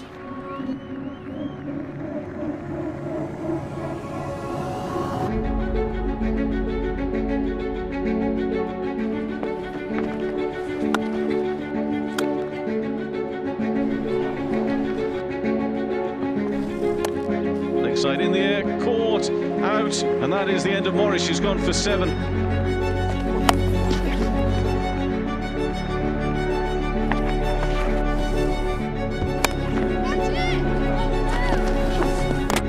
Oh, she's been bowled out for 46. Frustration for Liberty Heat. Fine effort with the bat. Dottin comes down the pitch. It's another monster hit for 6 for Deandra Dottin. Just need 2 more to win.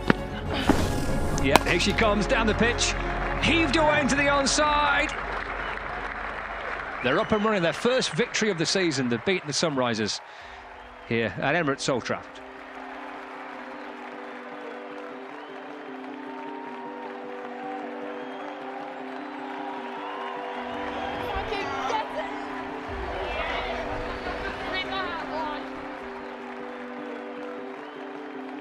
Happy captain. Happy captain.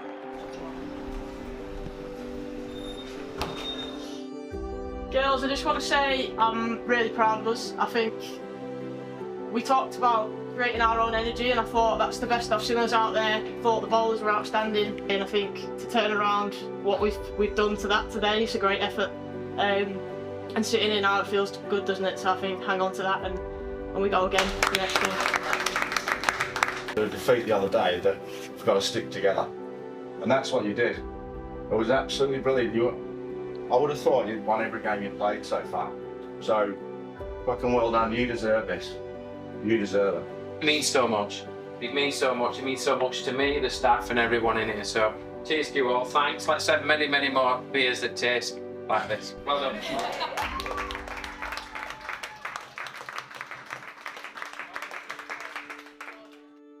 I think still when people think of cricket in this country, they think of the men's game. We're still working to get the women's game up to that level in the public consciousness. The men's game has too much cricket at the moment. We all know the schedule is congested and it impacts performance. The women's game is entirely different. The women's game is in a different phase and it's hungry. It needs as much cricket as possible. Women have been put on small club grounds with not great facilities. We're obviously a long way off gender pay parity, and that has to be the ambition, that women's cricket can bring in enough revenue and stand on its own 2 feet that women can get paid what they're worth. And I will always fight for the cricket girls. You know, I want them to be paid more. I think they should be paid more. You shouldn't have people having to live with friends just so they can try and save money for a house. I think they should be paid enough to be able to save money. In terms of equal pay, the ambition is obvious. We want to end up there. Things like the 100 and domestic cricket, 100 is, both teams are doing exactly the same thing. They're playing a 100-ball match. The sponsors are massively interested in the women's game. We've got to close that gap. We absolutely want to get to a position where salaries for male and female cricketers are equal. You know, we could put all of that investment in salaries. That might give you equal pay. But what that wouldn't make is equal pay a sustainable outcome from a system that you've built. It would just be something that you've chosen to prioritise at that moment in time.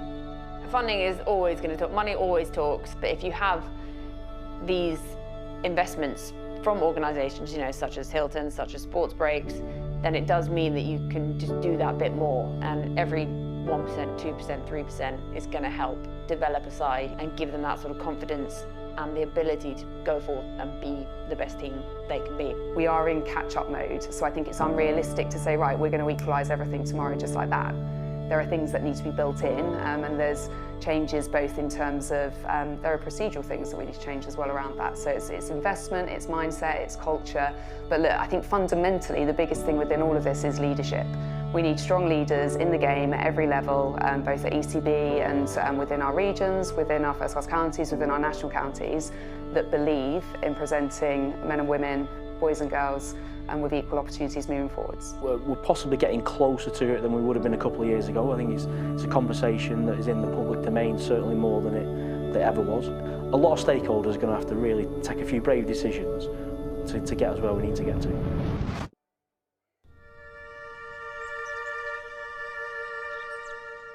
When I wasn't at school or playing netball or doing any other activity, I was always down here playing.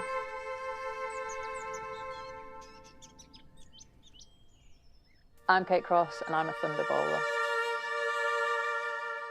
Do you see yourself as a trailblazer?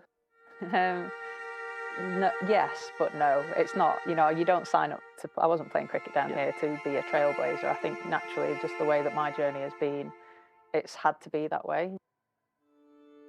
Kate Cross, England bowler, really smart and engaging, and a great follow on social media. And she has a podcast with Alex Hartley, which is essential listening for a cricket fan, I'd say. Kate, opening bowler, definitely getting up there in the batting stakes. Real leader on the field and off the field, and has broken down a lot of boundaries. She's got a very good impact on the players. They can see her professionalism, and that's probably the word I'd use a lot, is her professionalism.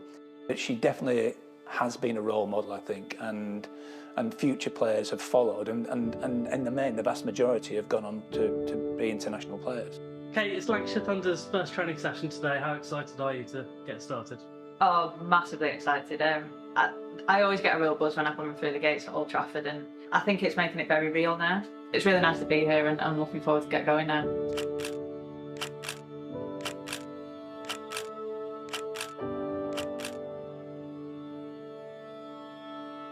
Kate and the whole Cross family are fundamental to Haywood Cricket Club. I'd actually finished playing for the first team when Kate made her debut, but was at the ground when she did it. And you know, I think the whole club is just proud of what Kate's done. She's a great role model for the club. You know, there's a lot more females and girls wanting to play cricket at Haywood and the surrounding clubs just because of Kate and what she's achieved. I think Kate paints or embodies that vision of women's cricket, how it's moved on from those real amateur days of how you have to fight and earn your place in an academy and then England. Her journey now would be easier, and that's the brilliant thing. And I think the legacy of someone like a Kate is that these changes come in. So nowadays they'd be coming into a county age group set up at Lancashire, set up into one of our emerging player programmes, and then into the academy, and then into the Thunder setup. Kate was a 15-year-old girl bowling in the nets, and this coach said, Stanley, just come have a look at this girl. And I went there without any sort of preconceived ideas, went and looked at a ball over the balcony, and straight away I could tell that there was a player there of some real quality. She had this just late swing and delivered the ball in such a way that was really quite a powerful indication of her future potential. So I made up my mind there and then that she would be part of the academy, and I've had no regrets. My only regret is that I was just so blinkered.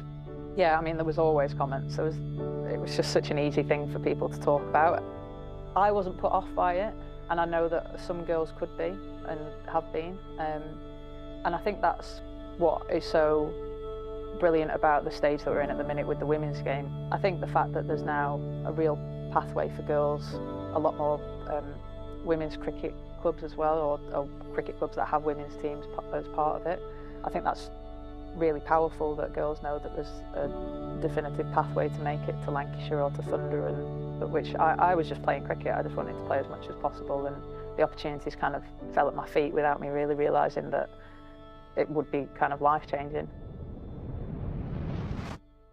So success for Thunder. So there'll be a great sense of relief, I'm sure, amongst the Thunder players. That will be a much happier dressing room now. That first win, I just remember being so happy and relieved that we'd got that under our belts. People talk so much about how important momentum is in cricket, and I knew that this would be brilliant for us to then kick on and hopefully go further. From where we'd come from, with confidence felt really low. You just didn't know where a win was going to come from. I think it was belief more than anything. I think once you get that first win, or you have that performance personally, that can change the whole dynamic of the group. We want them to be as successful as they can be. We're on this journey with them because we want them to realise their full potential. The whole development has been brilliant for us to watch from the sidelines and, you know, support as best we can. That's the kind of game and performance and result that can just really turn things around. Welcome along, looking forward to this. So here we go, Liberty Heap on strike. That's in the air, and she gets one. And that is 50 for Emma Lamb. Bang, have a bit of that, Deandra Dottin. This should be a run out, and it is. And caught. Like in any sport, if you can find a way to win, it just improves everyone's mood. and all of a sudden, potentially, you see a little bit of confidence rise, you see a little bit of belief come back into the players. The first wicket of the Thunder innings. The wicket that's much needed now. They might get it here. It's gone high in the air, and it has been taken. It's 4 more to the total. Roll away for 4 runs, just bouncing up over the rope.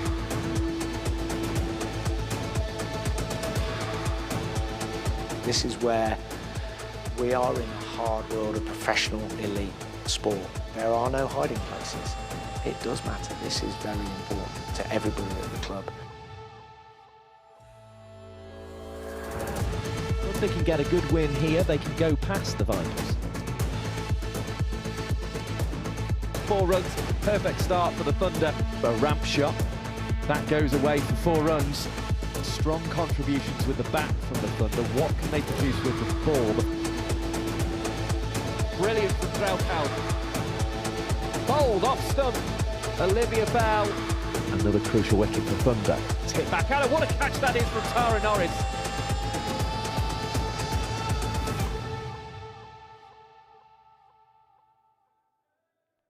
Something special could happen here because just a little bit of momentum, a few wins put together, and you're starting to think, you know what, maybe they could actually go on and reach finals day.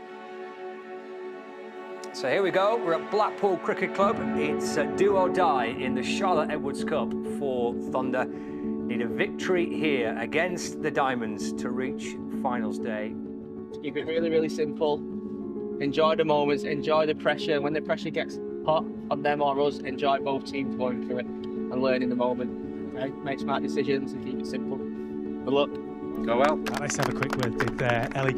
Yeah, lost the toss and yeah, we're going to have a bowl. Equation is simple, isn't it? You've got to win here, and ideally you've got to win well this afternoon. I'm actually really proud of the girls, the way they've turned the comp around. I think losing the first 2 and then to be in this position today, we've got a bit of momentum now, so hopefully that'll help us out today. Must-win game, but every game's been a must-win game, okay? Nothing changes. These are the days where we do all that hard work in that indoor centre form, okay? Smile, enjoy it, relax, do the basics well, yeah? Start fast, give everything for 20 overs, right? Thunder are going to bowl first, and here we go with a slip in place. If they win the match, they give themselves a chance of reaching Saturday's final. Strike rate of 122. Early breakthroughs for the Thunder could be important with that in mind. It's just glanced away off the pads out towards mid-wicket. Thompson waits, drives up towards mid-on and caught.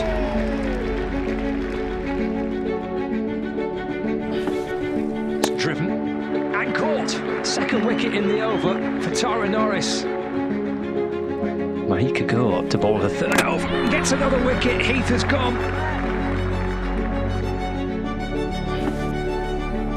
Morris strikes. Oh, it's a beauty from Bell. It's down towards long on. It is out. Tatani takes the catch. Takes batter out. And she's going for another big hit. Plenty of height, not much distance. Might be caught. Is.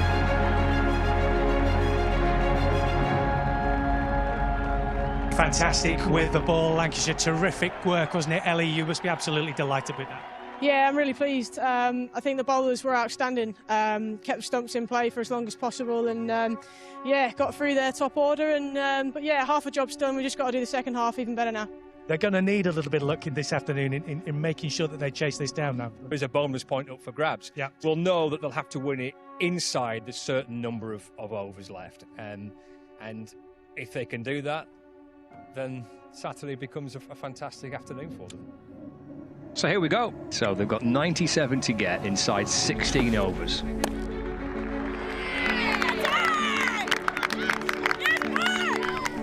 The ball's hit firmly away. Heat comes down the pitch, hammers the ball away. Could be caught. Is. Sophie Morris takes guard from the umpire. It's a good-looking shot.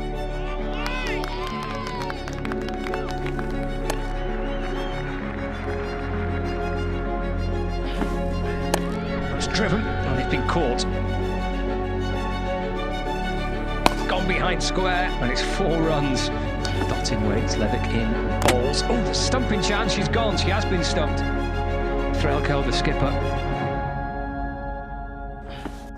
Levick balls. Threlkeld waiting. Levick in. Can't find a run here. Scores level, so just one more run now for Thunder. Run away behind square by Threlkeld. Thunder win the game. They do it inside 16 overs to get themselves that precious extra point as well. Job done for Thunder. Lovely, actually. But the Thunder skipper, Ellie Threlkeld, is there to hit the winning runs.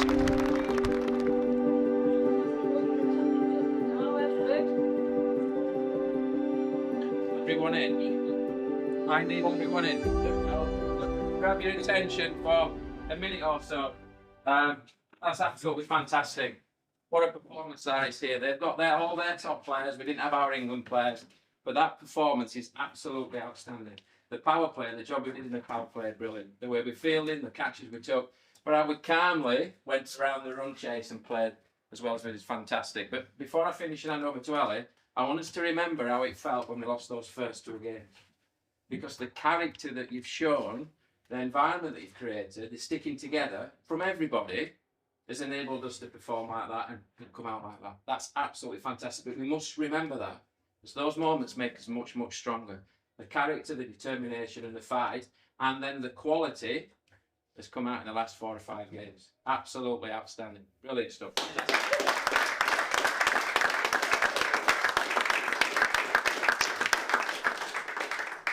I think, girls, I'm fucking proud of us. I think if we'd have been sat here, if you said we'd have been sat here a few weeks ago, no one would have believed it, would they? So I think, like Shawsey said, it's testament to the people in this room and sticking together. And look, we're going to the finals day, and I think now let's take what we've done today into that. There's so many positives to come out from today. I think the bowlers were outstanding. Meeks at top, Tara, brilliant. I think Liv and Soph to come in and play under a pressure game like that, and to execute your skills like that was fantastic. It's brilliant to see.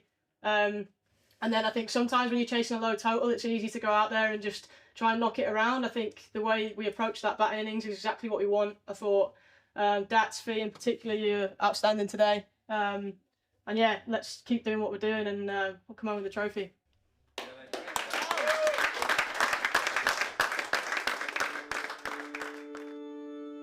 A real highlight, I think, for both myself, all the staff, all the players. Fee Morris as a signing, how she's developed and then excelled in these games. Olivia Bell come through the academy and just taken straight into the system and performing admirably well. But it was just looking at the squad of like, we can do it. So I think it was really, really good thinking, right, this is your reward now. You've worked hard all winter, you've performed in these games, you've got finals day to look forward to. I remember talking to people on social media, talking to my friends who are also Thunder fans. Everybody was buzzing about that. I think it just goes to show that, you know, when people really put their mind to investing in something, then you really can make environments shift. And I actually think Thunder have really paved the way with how professionalism looks in the UK for women's cricket. It's absolutely, it's a legitimate career path, and that wasn't the case even a few years ago. I have a daughter, she's 5, she's just started playing All-Stars.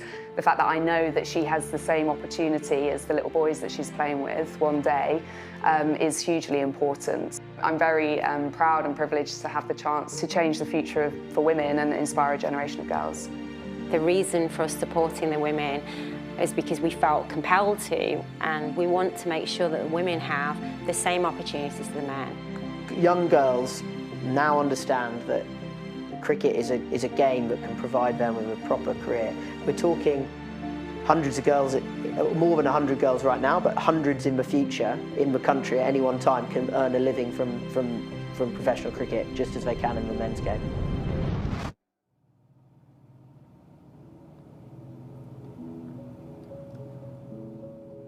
Started playing when I was about 5 or 6, Stockport Georgians, and so just went down one Friday, just gave it a go, and like I thought it was great, I loved it, and sort of ever since I've played there, like club cricket, so when I was about 5, and that's how it went for me.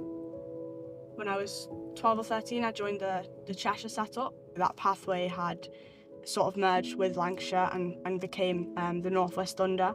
That was very good, like very beneficial to me. I think, you know, there's pictures of me from 5-6 years ago with like a Lauren Winfield Hill or like a Kate Cross at a game, and I would have been like, you know, these are the best in the game, like these are the players that we all aspire to be. And I think how actually in the last couple of years, like it's so much more doable.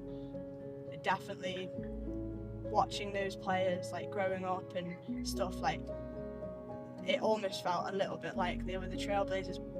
Like it's great, like now it's absolutely great. To be where I am now is something I would never expected, and it's only something that seemed doable since joining Lancs. I think that's been, you know, credit to them for a lot of it.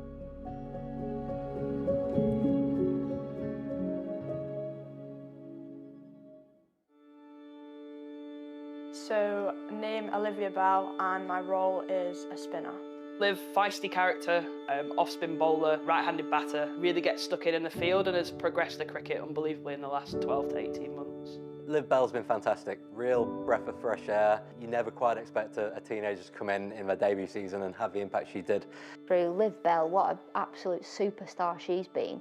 For her to come in and step up as such a youngster, you know, just shows the depth and strength that we have in our squad. For me, I don't think the career element came until about 18 or 19, so only about a year or two ago. I definitely feel lucky. I think for me, like, the career path has been simply easier than an Ellie or a Kate in terms of having that much cricket on with that high standard and backing behind us. I think that's something they didn't get. It's clear that we have very good support here, the best in the circuit potentially, and I think that's something that can never be taken away from Hilton and from Lancs, and the way that they've supported us has been beyond what any other region is capable of. I'd hope people can see what I've done and see the support that I've had, and I think if anything it's just shown that there is a path, like there is a career. You can go from playing under 13s minor county to be a professional cricketer in less than 7-8 years. For me, there's nothing better than being able to show that that's possible and have as many girls try and follow and do the same thing and hopefully, you know, overtake me and do better.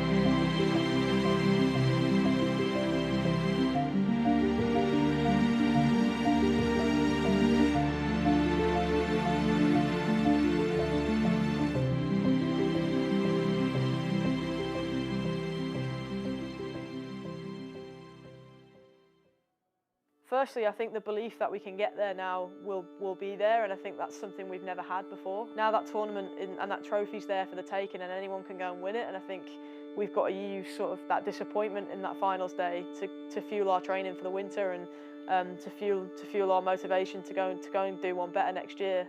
I think the 2023 season was just a huge part of what this journey is for Thunder, and the belief in the group now to know that Thunder could be the team next year. There is a broader network involved in this. There's a support group that surrounds the players. There's people at the club, there's the sponsors, there's the players. So that would have been a very special day to have got to New Road, to have played in that finals day would have been great, and fingers crossed with more. We've supported the team for a long time. The fact that they get into finals day, semi-final, big showcase matches is fantastic for us to see. You know, the first time you're in a final, I think they'll always remember that. They'll remember that feeling. And that feeling is something that you can kind of take with you and put it into future appearances, future campaigns as well. Girls are going to be confident next year going into the Charlotte Edwards Cup. What an experience like that does is it starts to build your inner belief system. The fact that the team have now got to a playoff and know that they're capable of doing that should give them a lot more confidence going into this next season. We couldn't be proud. I mean, it was an incredible achievement for them to make finals day and to be part of that journey and to have played some role in that. We were extremely proud to see that happen.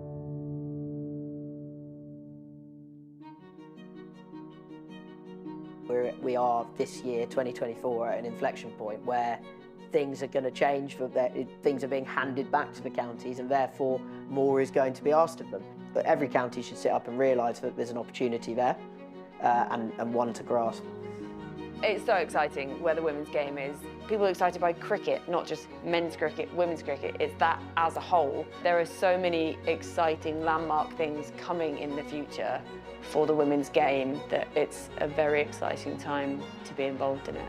It's been great to see so many young players who've come through the academy system in the first team this summer. You look at your Mahika Gores, who made their debut in April, and just a few months later making a debut for England against Sri Lanka. Seen what great strides have been made already in, and I still say, a pretty short period of time to where we are now from where we were just a few years ago is a huge improvement.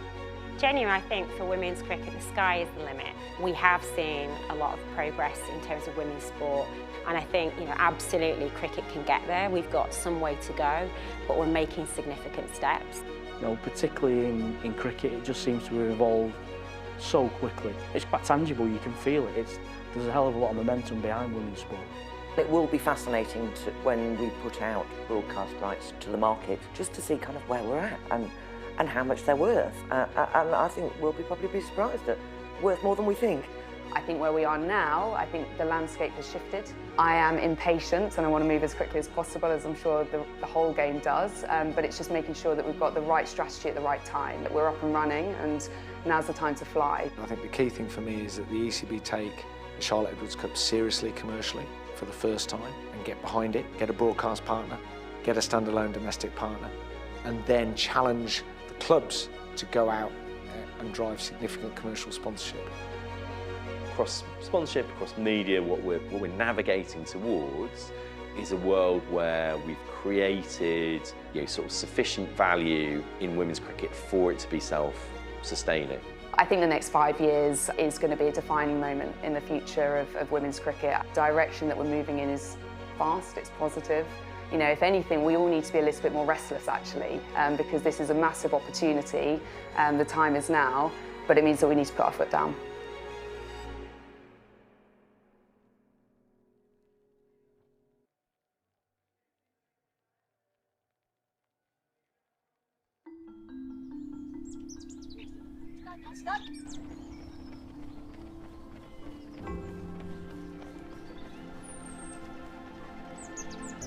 The squad are really excited with Chris Reed's appointment. High quality individual, high quality ex-international player, and I think he'll bring something different. He's got to move this team from being everybody loves Thunder to this team has a hard edge and can win. The expectation on Chris is we want trophies. We're taking Thunder out on pre-season tour to India and Dubai, which will be the third time we've taken our women out on pre-season tour with our men, and with additional on top Hilton funding for 2024. We are the only squad that has 15 full-time pros. That gives us a full winter with a full professional squad, and we're really excited about what's to come.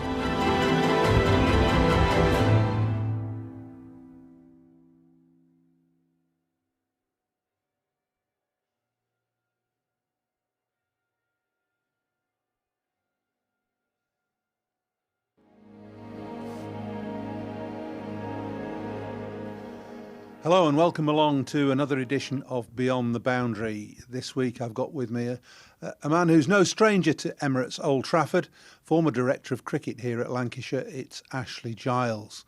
Ashley, good day to you, and it's really good that you've taken time out to come and say hello to us. Do you still have good feelings about the old place? Absolutely. It's always a pleasure to come back to Emirates Old Trafford, to Lancashire. Actually, my wife and I often talk about my time here, which is only 2 years, but 2 really important years in my career. But my wife, Stina, always comments that I was incredibly well looked after here, really well looked after, and welcomed by everyone at the club. So really fond memories. Of working with everyone from you guys who were on the board, right through all the coaching staff and the players, and it was also a great privilege. It's a fabulous ground, fabulous history, and I feel really privileged, as I say, to have worked with two of the biggest clubs in the country in Warwickshire and Lancashire. Yeah, I mean, your time here came after a spell with England as one-day international coach, and I think at the time you were very much of the mind that you didn't want to just coach. You wanted to try and step up and move into a sort of directorship type role. Would that be true? Absolutely, yeah, spot on. And at the same time, I started a master's course, a degree course in sport directorship here in Manchester. I've always wanted to sort of broaden my horizons or push my boundaries as to what I could do and my experiences. I love coaching. I still love coaching, and in many ways, that's the bit I missed and miss is that one-to-one connection you get with a player on sort of taking him on that journey from A to B, or a team from A to B. Clearly, when you make that step to directorship, you are slightly more removed, and you've got to be more removed because your role is different. It's more strategic. It's more broad. But and Lancashire was certainly a good learning curve for that for me, because I was both coach and also stepping into the boardroom. I was going to say that it was an important step for you because you were ostensibly still doing a fair amount of coaching, so there was still that one-to-one and team liaison type role. And I think you probably, I don't think you'd be exaggerating to say that you laid the foundations along with Glenn Chappell of this current squad. Although you look back to 2015, there are very few players that played in the T20 final that are still here now.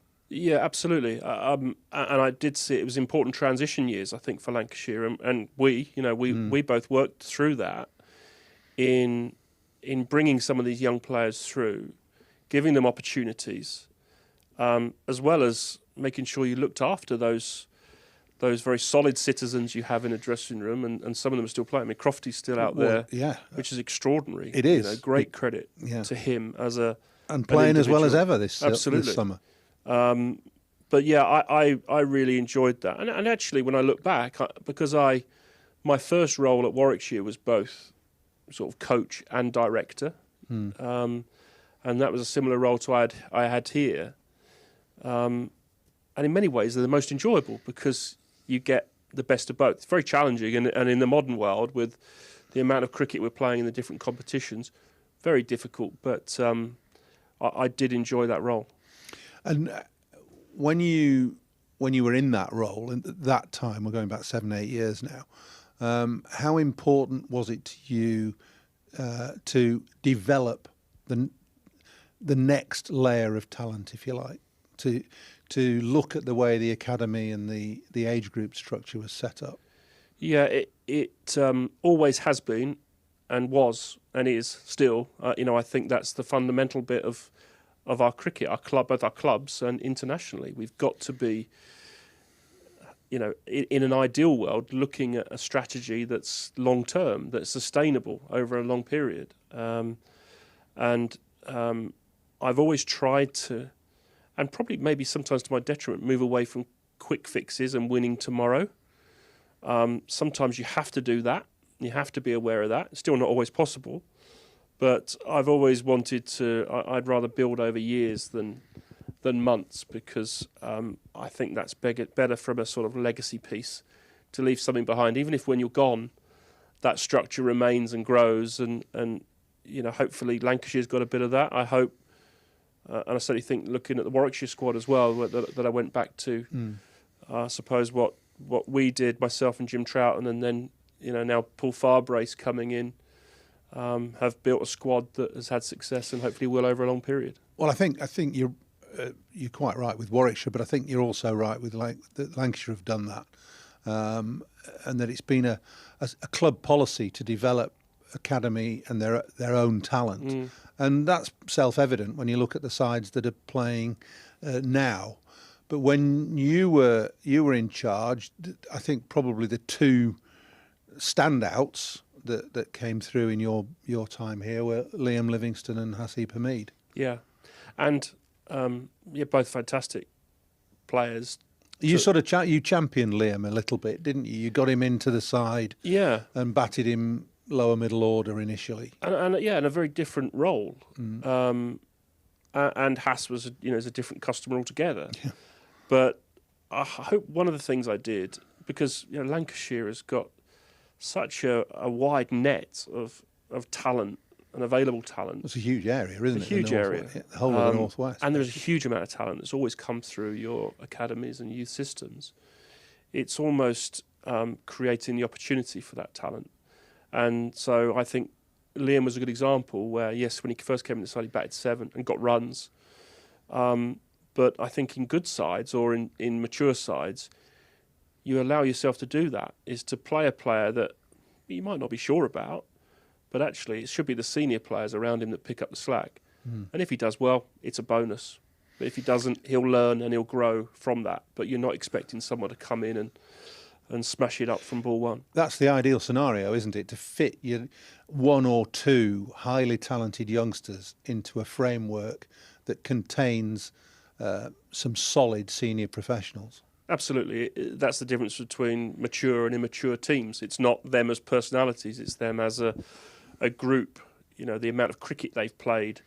And my experiences, even going back as a player at Warwickshire in the early 90s, were exactly the same, that I was able to go into a team that had had success, that knew its game, and not feel the pressure of having to get 5 wickets every time I bowled or runs.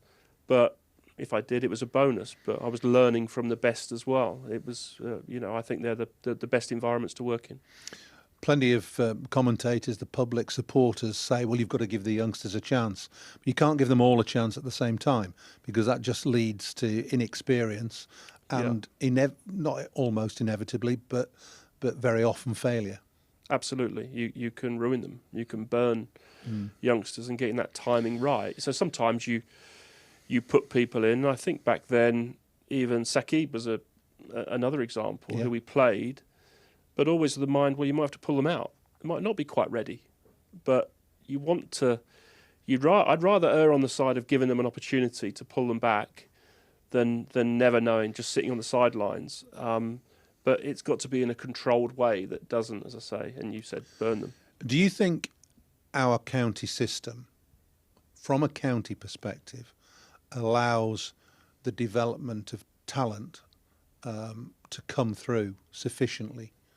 And I'm not necessarily pointing this towards England. Yeah. Whilst everybody probably admits that the county system is there to try and provide England players of the future, it would have to do that. Would be part of it, but it has to stand on its own 2 feet as well, as far as I'm concerned. Yeah. So, and is it set up to do that now? Well, if I just talk about that, I think I always saw my role as a head coach, director of cricket, and I think you did as 2-pronged. You absolutely your responsibility to try and win things for that county. That's why you're there, and that's what you're being paid for. But we also have a responsibility to try and produce England cricketers, and you've got to try and move these 2 things along together, which isn't always possible. And there are times when the short-term pressures become really big.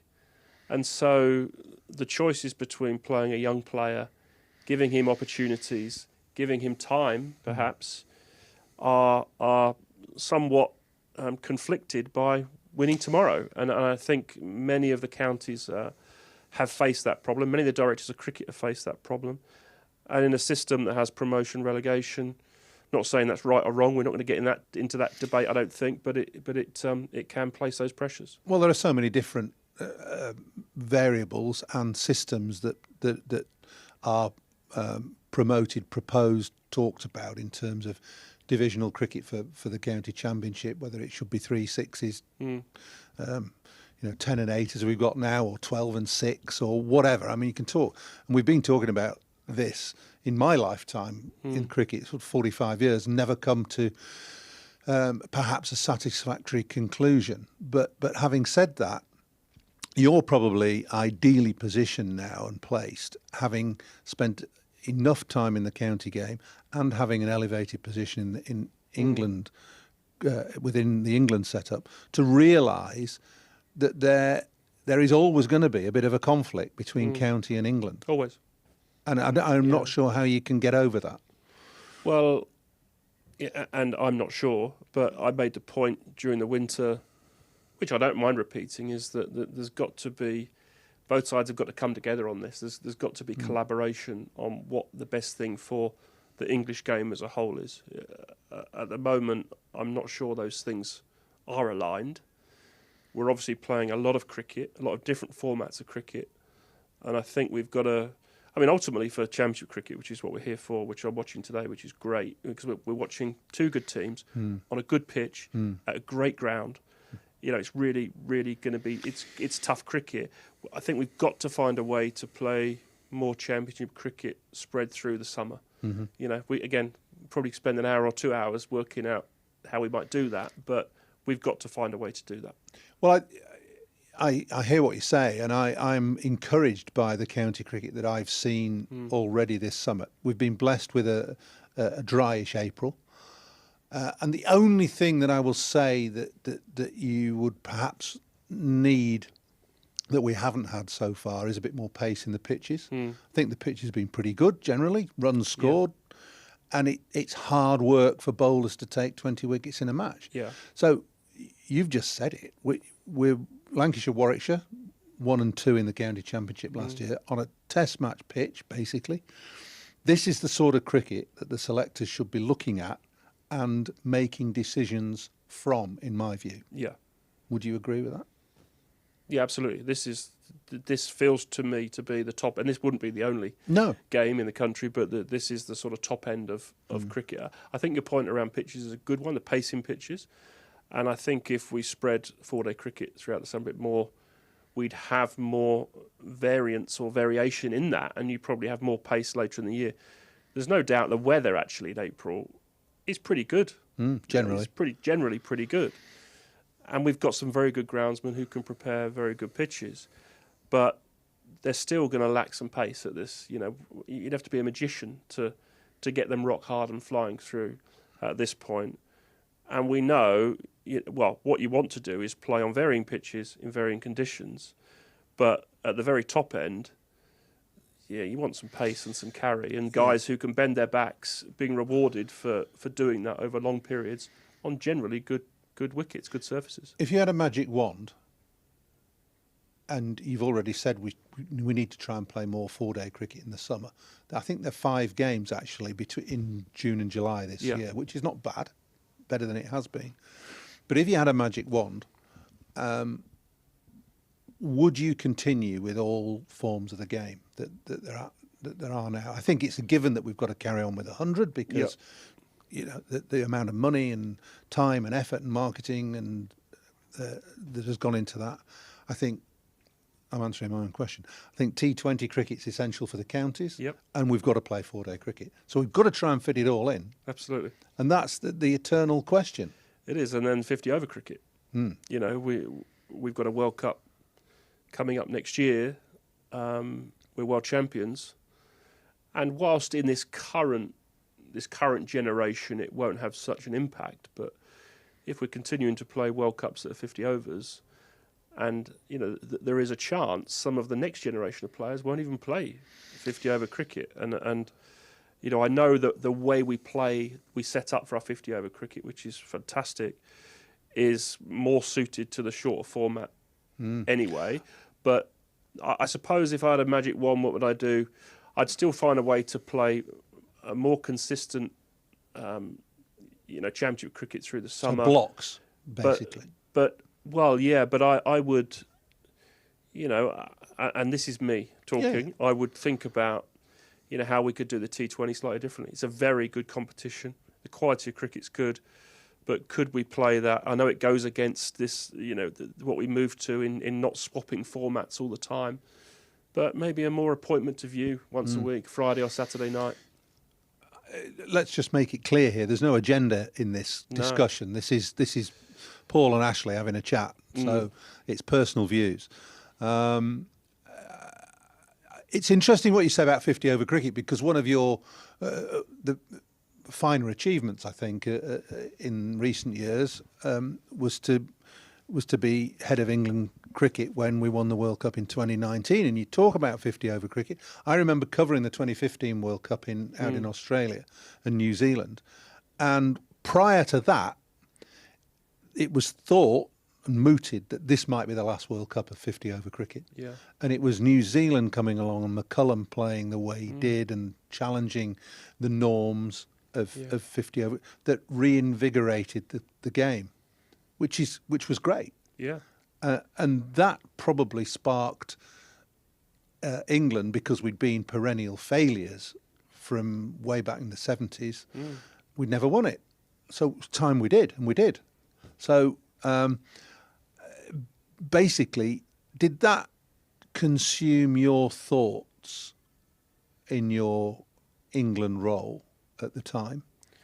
Well, year one, certainly. That was my first year in the job, was leading into the World Cup. And you know, most of that preparation had been done by Strauss, Morgan, Bayliss leading into that. But I felt great pressure in getting that over the line. You know, we went into that as favourites. There was a period through that tournament where we looked like we may not even make semi-finals. And so, you know, my job then is almost just trying to support, pull everyone together, make sure we're staying on track, which I know, you know, Owen Morgan and well, Owen's going to do. Trev was still very relaxed, but my job is to support appeared very that. relaxed, Trevor. Yeah, incredible. And I think that sort of came to head before the India group game at Edgbaston, and I think the guys sat down and said, you know, what are we worried about here? You know, we know there's the expectation. We know we all have those personal worries about what might not happen, and we've been on that journey. Let's just play the way we've been playing and go out and play with that confidence and in an aggressive way, and can't fault them. It's obviously a bit twitchy, and looking at strategy, you know, that strategy that was probably over 5 years in the making, or 4 years in the making, we still only won on the last ball of the tournament of a super over. On a countback. On a countback. So that's how tight it is. So that had to be the strategy, and it, you know, but whatever. I guess I'm not going to say too much about it. Whatever one hand gives, you lose something. Well, I was going to come on to a more general point, really, about prioritising, whether you're in charge of a county or you're in charge of an international team. There is so much cricket played. Yeah. There are so many different tournaments, so many different series, so many different forms of the game, that the hardest thing, I think, must be to treat each game, match, series with equanimity. Yeah. It's impossible, because you have to have a priority at some point. Yeah, so firstly, from a county point of view, and this is just my experience again, would be to, you know, we start every season with the high hopes, we challenge for everything. And then I think as the season ebbs and flows, you know, sometimes you're surprised. So for us, when I was at Warwickshire, you know, the 11 season, the way playing championship cricket, finished runners-up to you guys, to Lancs, and then 1 in 12, was a bit of a surprise the way we took this uptick. But our white ball cricket dropped off. I think the way, you know, us winning T20 in 15 here, we struggled through some of the group stages, but peaked at the right time. And you know, then you sort of put your foot on the throat. With England, absolutely, we've had to, you know, Test cricket, however we've played, whatever results have been like, there's always been you know, one of our priorities. It's just the conditions we faced on and off the field with COVID and everything else, and the opposition we faced on the field have been really challenging. But certainly in white ball cricket, after the 19 World Cup, we made the choice with 2 T20 World Cups coming up to make that switch to prioritise T20 cricket, to be able to challenge for a T20 World Cup or a World Cup, we knew we wanted to go into it as best in the world. So whereas I think when I came on, we were third in the world in T20 cricket, third or fourth. We got ourselves to number one in the world, got in a good position. Our 50 over went from first in the world to second in the world, but that was a strategic decision that we didn't have a 50 over World Cup for a few years. Focus on T20, and so we're happy with that. And you know, barring a couple of overs that went wrong in the UAE, we played some really good cricket in that World Cup and could have been double white ball champions. But so in that terms, yeah, there's a lot of thought goes into the prioritisation. Do you think that in England we have this? It's a preoccupation, but do we have too much emphasis on Australia and the Ashes? Or is it right to do that? It's clearly an emotional series, a very important series. And you played in one of the best Ashes series of all time in 2005. And, yeah, it has. I played in 81. Yeah. So, both iconic series amazing. in a way. And yeah, huge historical importance.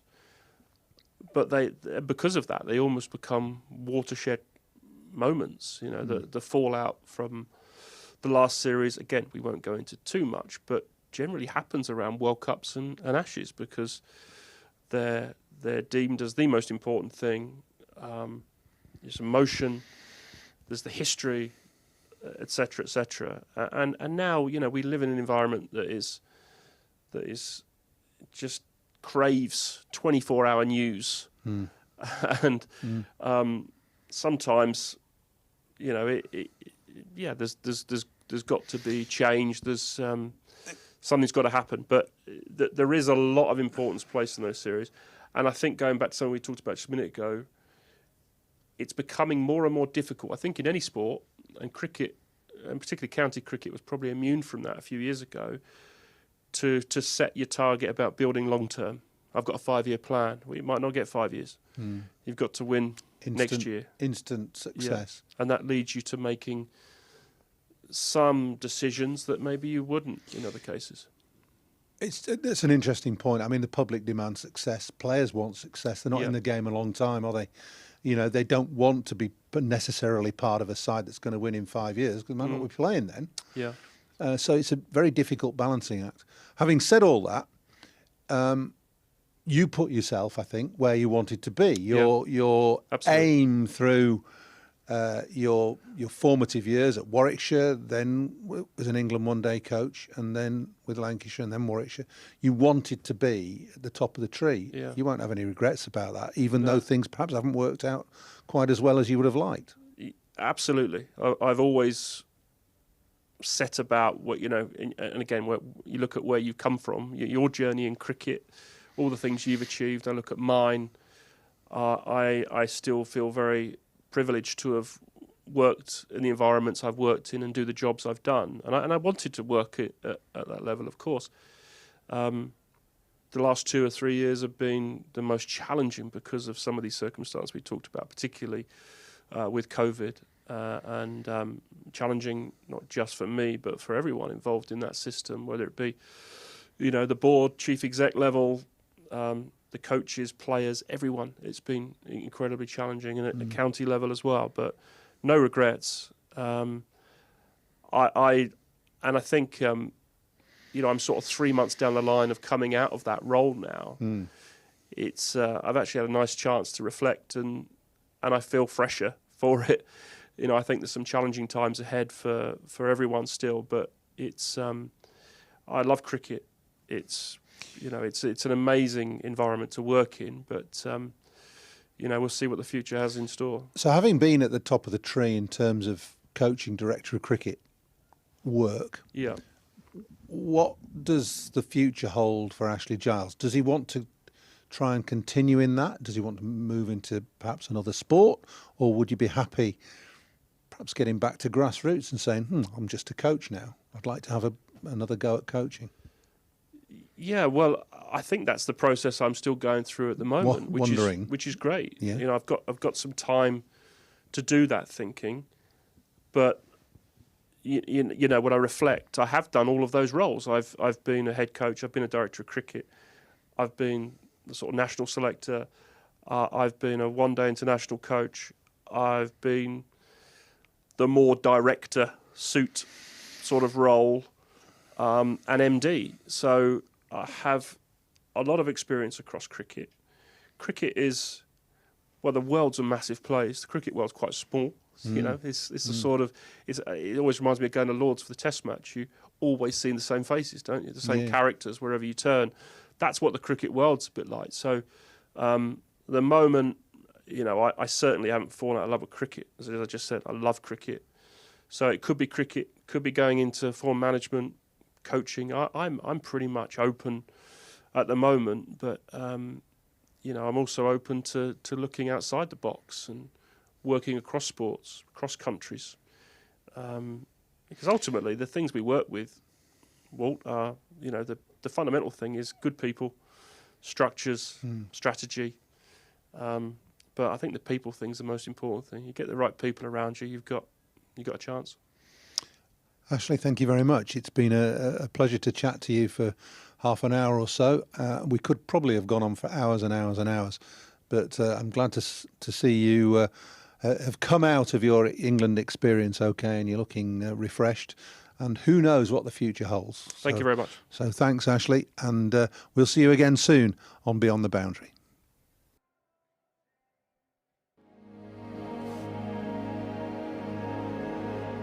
My guest on this edition of Beyond the Boundary is somebody who's been synonymous with Lancashire cricket for over 60 years. Started as a player in the 60s, went on to captain the side, play for England, then became an umpire, first-class umpire, coached Lancashire, coached England, and became one of the 21st century's fantastic and best broadcasters. It is David Lloyd. David, it's great to see you. Where did it all begin then? Well, back in 1965, and it began on the ground, and it's obvious is that, but when you played for Lancashire boys, you played here, which is a great place when you've got the committee and the coaches or whoever who can see the young talent coming on. We played right at the corner, right at the end, next to the pavilion, the old pavilion, and I did all right. So it was north v south, did okay. And then Lancashire versus Yorkshire and Cheshire, and did okay. It was a fair trek in then when you when you used to start as a junior professional. Felt like it was a fair trek in from Accrington in the 60s. It were 3 buses for a start. You know, when buses upstairs, it were for smokers. Now I've never smoked in my life. I had the filthy habit. But you always wanted to go upstairs to sniff these blokes smoking these senior service and capstan full strength. And you put your kit bag, if you remember, when you got on the bus, there was like a well. So you put your kit bag in, there was no chance of anybody nicking it. It was always there when you got to Moseley Street. And then I think I caught the 48 bus up to close by the football ground and then had to walk.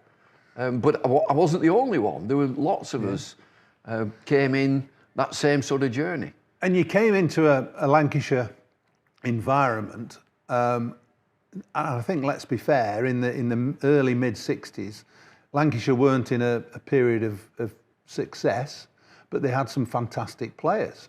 One of the finest bowlers of all time in Brian Statham, for one. Jeff Puller, Ken Higgs, Jack Bond was around.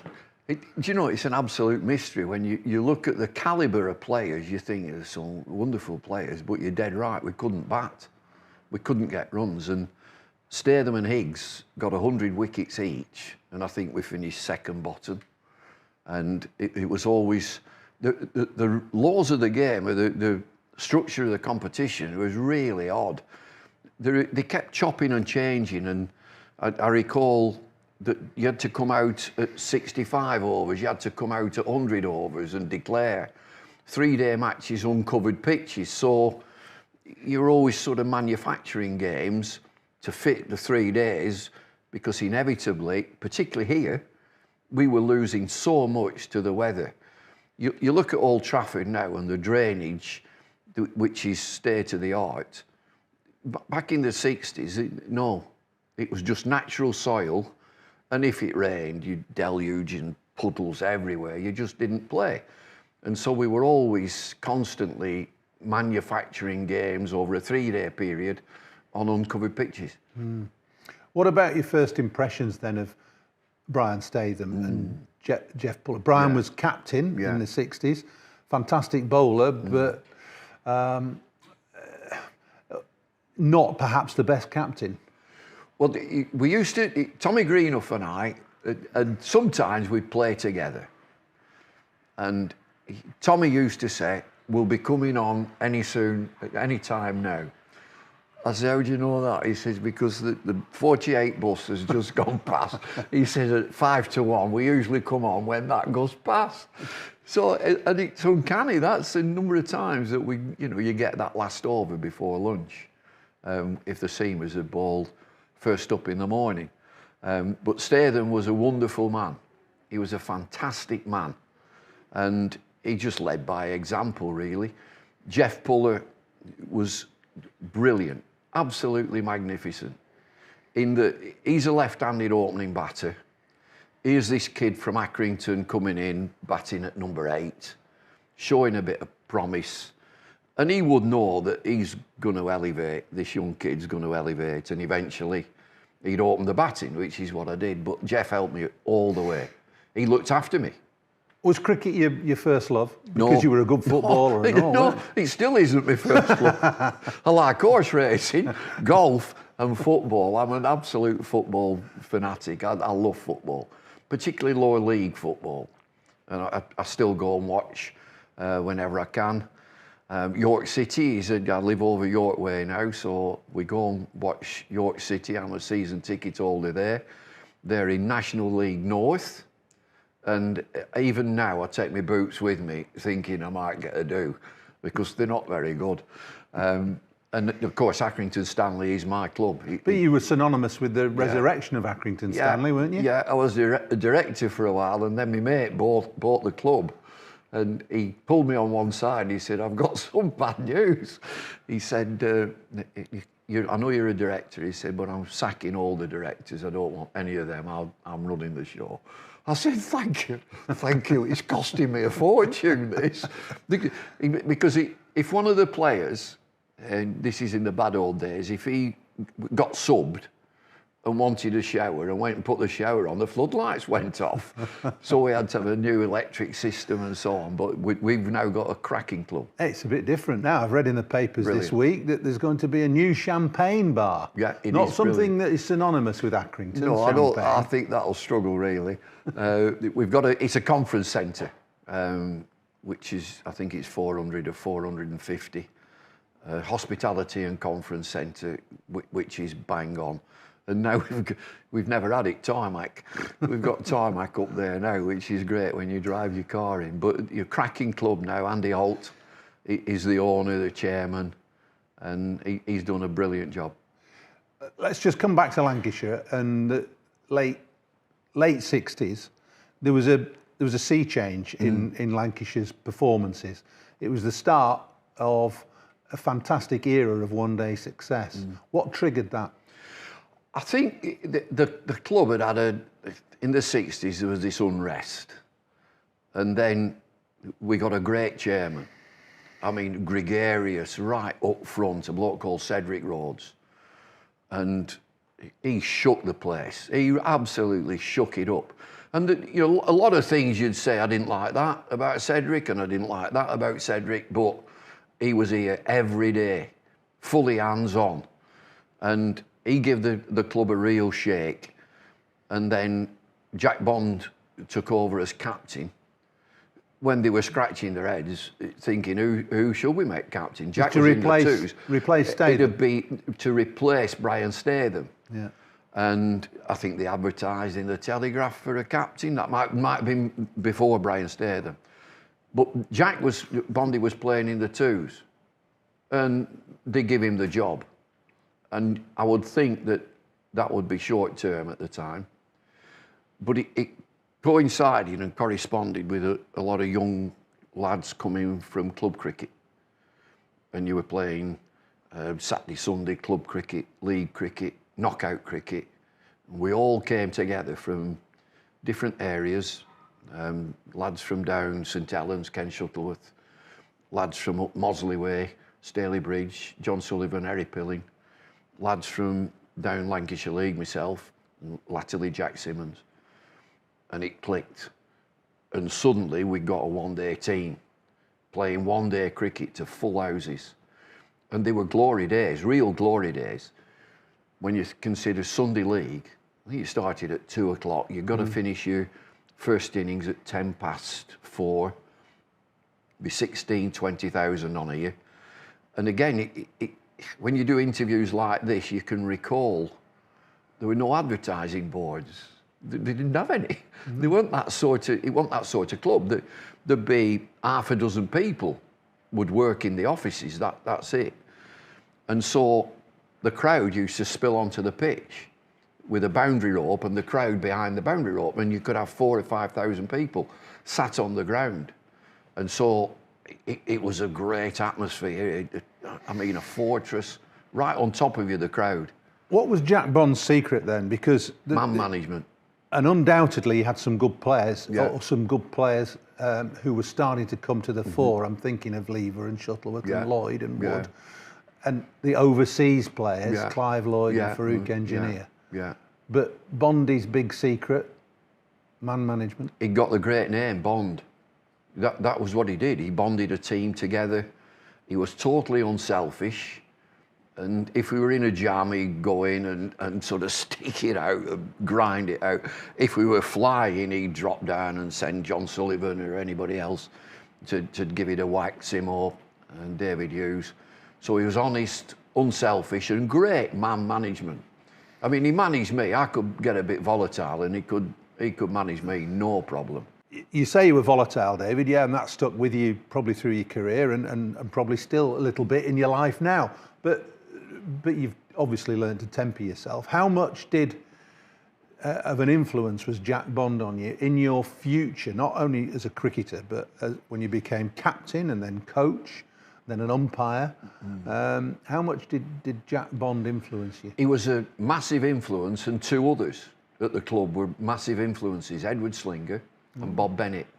They were great influences, and they knew how to calm me down, how to sort of shut me up a little bit, as did Jack. But Jack must have seen something to push me as captain, because he was going to retire, and he told me that, follow me, watch what I do. And we went on holiday together, actually. And he said that, you know, you'll probably be captain, and you've got to pick things up, and you've got to learn how to step back a bit. I'm a lot better than I used to be. I think I'm all right now.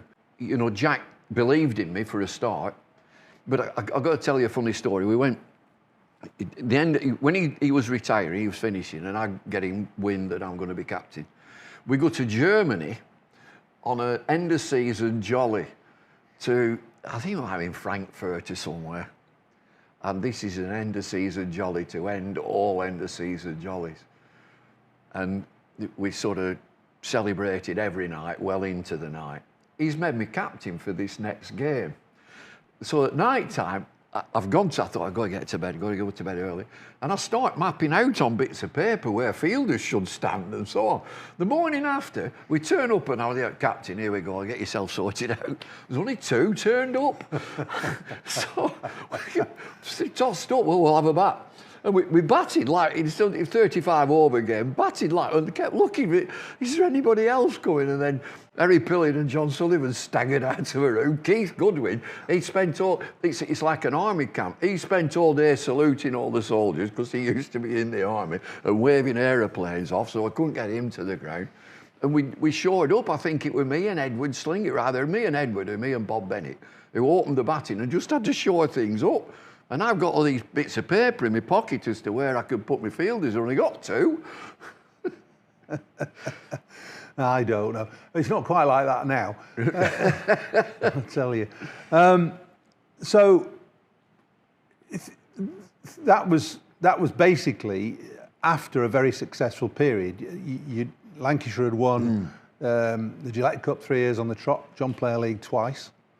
And you then became captain in 73, following on from Jack. And were captain relatively young, weren't you? Yeah, what were you, 25, 26? 20, I might have been 26, 27. And we were just on the wane, you know, just on the cusp, right, you know, just on our sell-by date, if you will. And, you know, you're missing Clive. Clive, if West Indies were here, that's it, gone. And you didn't replace. You didn't say, oh, we'll get somebody else in for 3 or 4 weeks. And so, you know, we lost the kingpin player. Lost the number one. Farouk, God bless him, what a wonderful character within the team, belligerent batsman, brilliant wicket keeper, just coming to the end. And so we did all right, and we continued Gillette Cup success, getting to finals. I think you've done great. If you get to finals, particularly at that time in the 70s, if you keep getting to finals, you're doing something right. And during my time, we got to 3. You won it again in 75. Won it in 75. In 74, 76, we were just on the wrong end. We played Kent. And I think Alan Knott was man of the match. He got 15. And it was one of them dismal, nasty, horrible days and horrible pitch. And the game didn't happen, really. And we got beat by Northants as well. Although Northants at that time had a really good side. They had a good team. Lancashire, let's say since 68, have had various 11s, teams that have been hugely successful in one-day cricket and have only ever won the county championship once. Yeah. Why is that? Why? Is it the glamour of one-day cricket, do you think? Partly. In the early days, with uncovered pitches, particularly on this side, and I know you can say, well, Yorkshire were very successful on the east side. The rain comes up here and it drops buckets on Old Trafford, and that definitely hampered us from the players that we had. But I mentioned Cedric Rhodes, and from the club perspective, he would make us fully aware that one-day cricket pays the rent. You know, we're filling the ground every time we play a one-day game, and you're winning. And spectators are clamouring for tickets, sold out every time. So we were under no illusions that one-day cricket was priority at the club. And if you did okay in championship cricket, good. You know, you did all right. Yeah, you're doing all right. We had, I know we had 1 year where we were second and pushing to be champions. And we had a rain-curtailed game, final match down at Sussex, and it didn't just happen. And Tony Gregg, I think, were captain at Sussex at the time, and we just didn't push on and finished up 4th. But we had a really good season then. But one-day cricket was the king. On a personal level, your cricket playing, it's a long time ago now, but it tends to get pushed back into the periphery because you've done so much in the game.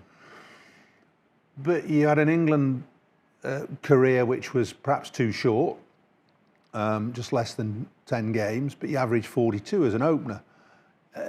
Were you frustrated that you didn't play more for England and do better as an individual?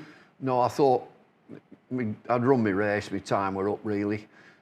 I'd only get into that team if Geoffrey Boycott wasn't around. Dennis Amis was a fantastic player. John Edrich had opened and had just dropped down. So, you know, these are stellar players. And Boykes, for whatever reason, got injured when I got into the team. So I'm in form. They're looking for an opener. I got in, did all right. And of course, I averaged 42, which helps when you got 214 not out in one knock. That on half helped get the average up. And so I went to Australia. I'd never really been out of England. Had a ball. We had a great time, great tour, great opponents, and they beat us 4-1 because they were far better. But I knew at the end of that, you know, once, and I come back with an injury, with a neck injury, which has reared its head like you wouldn't believe in this last 12 months. And I knew that if I wasn't fit and I wasn't informed, they'd look somewhere else, which they did. Did you think to yourself then that the step up to international level was perhaps, unless you were playing at your very, very best, was just a bit beyond you? Yeah, I did. You know, when I played here in England against India and Pakistan, I felt, yeah, well at home. Yeah, I'm good enough for this. But when we went to Australia, you come up against Rodney Marsh, who's recently passed away, the Chappells, Thompson and Lilly, Max Walker, and Ashley Mallett. You know, that were tough. And they were better than us, which is how it is. If they win 4-1, and we had good players, but they were better than us. I'm just thinking that you know, your formative experiences coming from Accrington, playing for Lancashire, your time under Jack Bond, your time as a leader for Lancashire, and then your time playing as an opening bat for England, probably set you in really good stead for what you were going to do in future. You went to be an umpire, and then you went to be a coach. Did you have a career path planned? Definite. And you really wanted to be, I mean, you were on the verge of becoming an international umpire when you went back into coaching. Yeah. In my latter stages, so in my early 30s, early to mid 30s, I finished when I was 36. And I always said I wish I'd have finished when I was 32. And I'd gone in to see Chris Hassel when I was 32 and said, look, I think I'm thinking of calling a day because I want to do this. And he said, we'd like you to carry on. I carried on to 36, which was a mistake. I could have done 2 years, could have done to 34. But there were two things, that coming back from England and realising I'm just going to be a county player, I changed my game. I started being a bit of a dasher, where I was careful, building innings, you know, leave the ball. I started going after it, and I thoroughly enjoyed that. And the other thing that when I was 30s, I took all my coaching badges, which is the best thing I did, whilst I was playing. I did all this whilst I was playing. And you know what I'm like. I'm coming back from these coaching winters, which are tough, down at Lillishall. Real tough. And I'm wanting to put all these ideas into place. And Bondy and Sav, just shut up. You just look, you just sit. Well, just sit down. We're not interested. We're not interested. But I got all these badges, and you were always a great thinker about the game, a great theorist, and you developed into a wonderful innovator, didn't you? Through your time as Lancashire coach initially. Love that. First up, I came with David Hughes. Yozza and Alan Ormrod had parted company. I think Alan had gone. Hughesy was here, and I came in and looked after the twos. And that was a great time. I enjoyed that. Then Yozza left, and I was elevated to do the job. And so I was in cahoots with the groundsman, a bloke called Peter Marron. Pete Marron, me and him, and we had a dressing room attendant, you know, called Ron Spriggs. So I used to get in here. So we're in the pavilion, all this side. And I wanted an office. I wanted to be away, but, you know, if I want to pull a player, I want to come in here, I want to sit down. And Pete Marron made me an office in the defunct urinals. And so he boarded these urinals up and proper lavish, but blocked them all off, and that was my office. It was brilliant. Right at the back of the pavilion, overlooking the police station and the town hall. And so every morning I'd get in here at 7:30, and Pete Marron and Ron Spriggs would come up and sit with me, with three of us round the table. And it sort of reminds me of like Bill Shankly and the boot room at Liverpool. And Spriggs would make the tea, big pint pots of tea, put them down. And Spriggs would sit down. He said, "Have you seen that lad in the twos?" He said, "He should be in the first team. I don't know how you're not picking him." And so Ron Spriggs thought he was picking the team. But it was, round the dressing room, I think I hit them hard, the players at that time, because I had all these slogans round the dressing room, all, commitment, character, charisma, all over there. And they're coming in and what that. I said, that's what we are. That's what we are. I had a sign also, this is Old Trafford. You were ahead of your time in that, though, really, I think, in terms of coaching. I think you innovated that sort of approach. I remember you playing music to the players as well. Yeah, to stir them up or calm them down, whichever. Yeah, stir them up. But when you say you play music, there were little clips, like a minute and a half, nothing more than that. And then I got them all to choose their own clip and play that. And so I wanted them to go out. I wanted to run down the steps at Old Trafford and flipping charge onto the field and let everybody know, particularly the Oppo, that we're here for business. That's what we do. And the one thing I said to the lads, I didn't say a lot. I said, we might not be the best batters, we might not be the best bowlers, but we will be the best fielders. We work like stink on fielding and fitness, so that we're just swarming all over them in the field. And that, I always, particularly one-day cricket, I had lads like Gary Yates, Peter Martin, young Glenn Chappell, Ian Austin, my lad Graham, Neil Fairbrother, Crawley, Atherton, Gallion, name them all. Fantastic team, that. Brilliant team. I said, in one-day game, you switched on. I said, there'll be one moment that we have to win. It's that moment of magic, that when somebody picks the ball up and runs him out.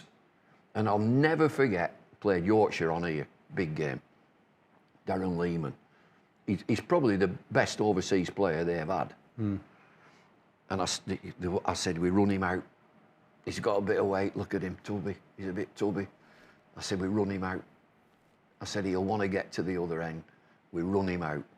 I said, if he's on strike, ball 5-6, tighten up, infield, tighten it up. We're running him out. Forget the other geezer, run him out. And it were our Graham. It was rapid. Graham was right. You wouldn't think low so. To the ground as well. He was low to the ground, and he picked, and I'm on that balcony there, across the other side, and as soon as he's pushed, he's sort of back foot, which he's got another yard to make up, because he's on the back. He's pushed it, and Graham's moved round at cover like slow motion, and I've got hold of the edge of the and run him out, and he hit the stumps full on, and he would get no DR, none of that business, and we'll go to the umpire upstairs. And the square leg umpire give him out. And I'm jumping about on the balcony. You had a very talented team. I don't think there's ever been a good coach of a bad side, has there? No. But let's forget that. Yeah. You were a good coach of a good team. We forgot a bloke called Akram. Oh, yeah, he was quite good. Yeah, well, there you go. If you have him, you've got two players in one, and one of the best ever, haven't you? Well, I get asked every time, what's your best world 11 that you've seen? So I start at number 8, I just put Akram, and at number 9 I put Warren, and then build the rest of it. Yeah. Yeah, well, let's just break off. Shane Warne recently died in tragic circumstances. For me, he was the best spin bowler I've ever seen, and one of the top 3 cricketers I've ever seen. And a great bloke. Top bloke. Fantastic bloke. Kind. Yeah. Very, very generous. Yeah. Great mate. I'll tell you how good a mate he is from the other end of the world. If you're in adversity, he'll ring you. He'll just give you a call. And so that was a tragedy, but he lived life to the full. Sleeping was a damn nuisance. And so the whole cricket world will miss him. And there've been some great players. There's been some of the greatest players haven't been the nicest people. This bloke was top drawer. And you were always a great admirer of spin bowling as well, and spin bowlers. Would he be the best you've seen? Yeah, he is. Murally. Yeah, well, he's right up there. Yeah. And when you talk about spin ball, he's talking spin. Rip it, make it go both ways, which both of them lads could do. And so he championed the game, did Shane Warne. Not just resting back and, I'm a great bowler, look at me, I'm brilliant. He championed the game of cricket, he cared. He'd control the game as well, wouldn't he? Oh, aye. He would come under his spell, whether you were on his side or more importantly, if you were against him. He'd make damn sure that him at the other end is playing me, not the ball. He used to, I mean, when I was England, when we play against him, I'd say, don't play him, play the ball. He'll be right into you, which he was. He loved that aspect of it. Just a stare and a chip and a bit of something. And a hugely perceptive commentator in brilliant. Later Absolutely years brilliant. Big regret that he didn't become Australia captain. He couldn't become Australia captain, but you know, he had a very colourful life, and he will be sorely missed. Okay, back to you. Back to your coaching, which you did with considerable success for Lancashire. It wasn't long before you were recognised by the England hierarchy and appointed England coach. That must have been a fantastic time of your life. It was, with Atherton as captain. You know, that was a good combo. And Raymond Illingworth was doing the whole job, if you remember. He was Supremo. But Illy was great. You know, when I came in and took over that side of things, of sort of preparing the team. So let's look at that time in the late 90s. The coach, I would expect him to... Sorry to interrupt, but it's not a bad blueprint for where we are now with English cricket, the way it was then. Because we're basically rudderless at the moment, I think. But anyway, go back to you. Yeah, so Illy was doing everything. I came in to prepare the team. That's how it was. I always looked at, if I have to tell this bloke who's opening the batting for England how to hold the bat, there's something wrong. But you prepare them to play, and you're giving them knowledge, strengths and weaknesses of the opposition. We had monitors and VHS videos, all that sort of thing of this is how he plays, these are his vulnerable points, this is you doing brilliantly, by the way. Put little clips on, and that worked, and that was different. Nobody else was doing it. Nobody was doing that sort of thing.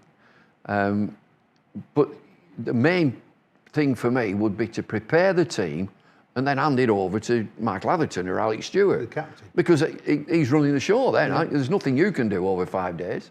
Were you not helped tremendously by the fact there was an influential, stable individual who was in charge of the ECB at the time, and that was Ian McLaurin?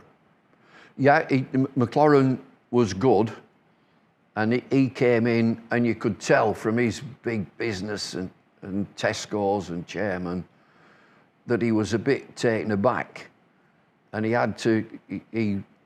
What, by the?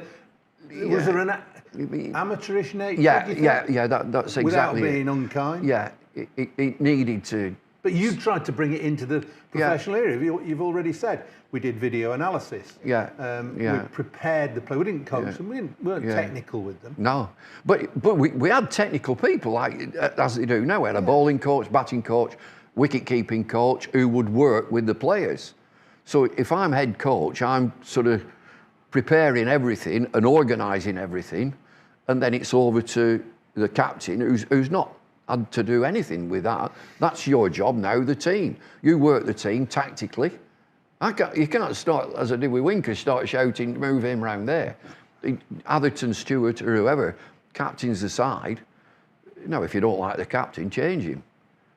But that's the way that it was. But weren't you, in conjunction with Ian McLaurin, instrumental in bringing in central contracts? No, I wanted to. You wanted behind the scenes, it were always central contracts, but there was no money. They didn't have the money. And they...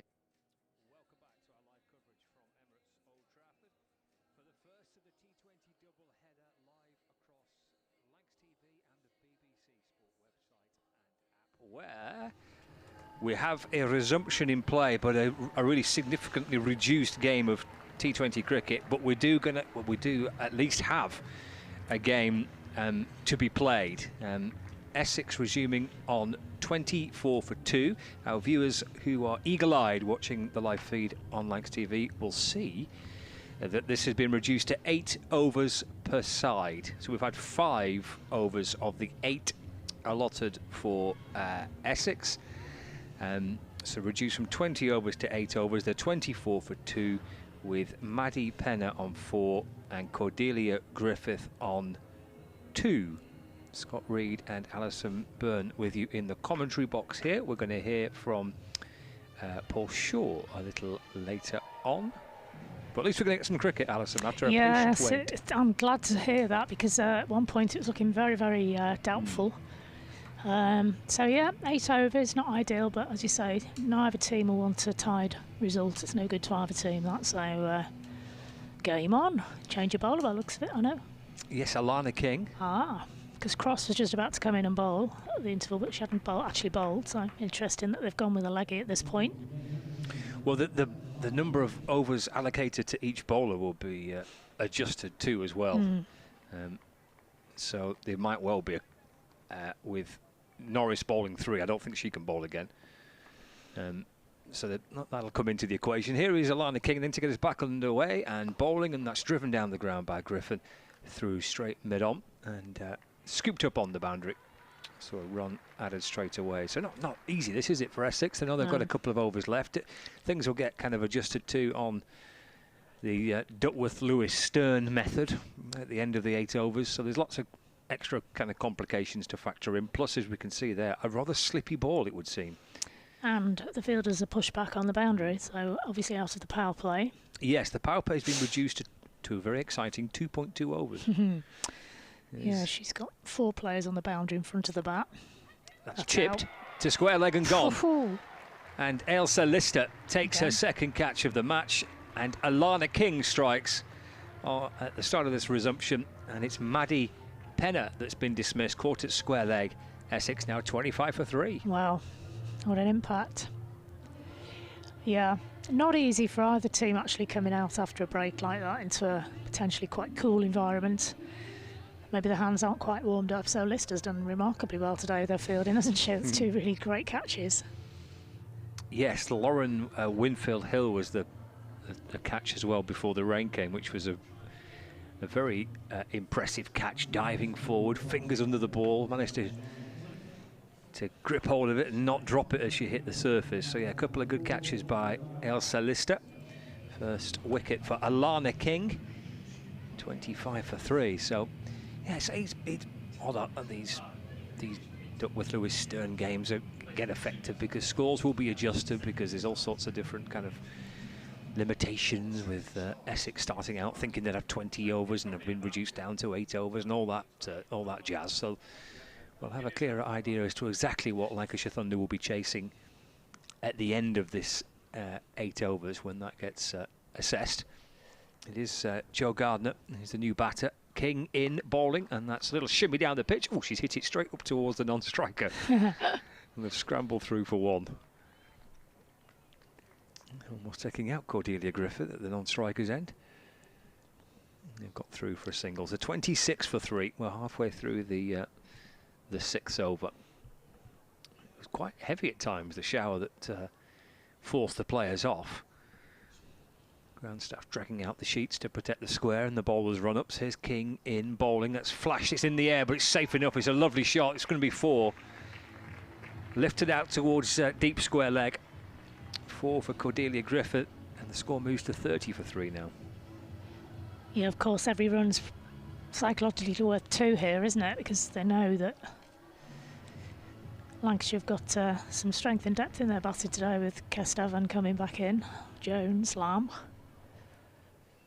Yeah, it's a strong-looking Thunder batting line, like that, isn't it? That they've got to go out. Again, King having to dry the ball. The slippery outfield, in and bowling. A little snick behind it is. Ellie Threlkeld with the catch. 2nd wicket in the over for Alana King. It's a terrific piece of glove work by the Thunder skipper. And Cordelia Griffith has to depart. And Essex lose their 4th wicket, 30 for 4, but a great catch from behind. Very good, and I think it's been good captaincy this, bringing King on, because obviously the leggies are never easy to get away. They haven't got time to sit and watch and see which way the ball's moving, how much it's moving. They've had to attack straight from the off, and that's paid dividends for Lancashire, taking 2 wickets already in this over. Another bit of great glove work from Threlkeld though. Yes, he just nestled into the webbing of the glove, didn't it, quite nicely. So 2 in the over for Alana King. Skipper's in. Eva Gray. As you say, they've got no chance, have they? He's going to get out there and going to crack on with it. I mean, she's one of the world's best bowlers. Yes, good luck with that. She's shown it there. Final ball of Alana King's over, down the leg side, and signalled a wide. Lovely smile on the face of Eva Gray back towards Alana King. It's a really interesting field placement, isn't it? If you look, there's a ring on the offside on the one. Yeah, 4 inside that circle. There's King in and bowls again. That's hit back over her head. One bounce up towards the boundary rope in front of the pavilion and 4 runs. Well, a nice way to end the over. There was a lovely shot in the middle of it, 4 out to square leg. A nice straight drive for 4 to end it, and then 2 wickets as well. So a bit of all sorts in that over. Yeah, honours even really. 11 off it, but 2 wickets. I mean, I'm not a statistician, so I don't know how much a wicket compares to 11 runs in the DLS. We'll see, won't we? Yeah, very true. So 35 for 4. And there are 2 overs left for Essex to try and scramble what they can together here. Yeah, that's taking the run rate up just to below 6, and Cross is actually going to change ends here. Coming in from the Statham end. Just having a quick chat with Tara Norris. Field's clearly changed. Still got... Oh, actually, it's not changed very much, actually. There's still 4 on the boundary. Mid-off, mid-on, mid-wicket, square leg. Everybody else in on the single. No slip in place as there were previously for Cross. And she comes. And it's a great delivery. She's taken the leg back.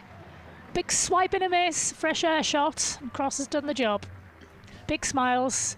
Just waiting for Phoebe Graham to join in with a shimmy now. I don't think she will. She only does those off her own bowling, she tells me. Great stuff from Lancashire, this. Just what we needed. Just tailed in, didn't it? Yeah, lovely delivery. So, shortening some from turn around so I can see your number. From Gardner. See this again. Swinging. Oh, that seemed in quite a lot, didn't it? It Like did. that. Yes, and quite late. Went for the big shot, snaked back in past the inside edge and clattered off stump. So number 17 comes to the crease. There's Amara Carr. Big job in hand here. I think they might be wise just to take in a look here. Give yourselves at least 1 ball before you have a big swipe. Field's come in a little bit, actually. There's a cover gone out into the deep. Mid-off, mid-on have come in. There's still 3 on the leg side boundary. And she comes across, second ball of the over. Nice straight drive out towards mid-on. They've taken a quick single. Oh, I think that would have gone. That would have gone. Overthrows. Oh, Bumble's going oh no in the background. Didn't like that one very much, Bumble, did you? Yeah. Taking an extra run there. It was a bit sloppy. But she would have been out if it hit. So it's worth a shy. It's just skidded away from the backing up fielder there. Extra one to the total. Essex have moved on to 37 for the loss of 5. Cross, right arm over. That's been swiped towards mid-wicket. Fielder's coming in very sharply. Good throw this time, straight into the keeper's gloves. No overthrows. 1 run. 38 for 5.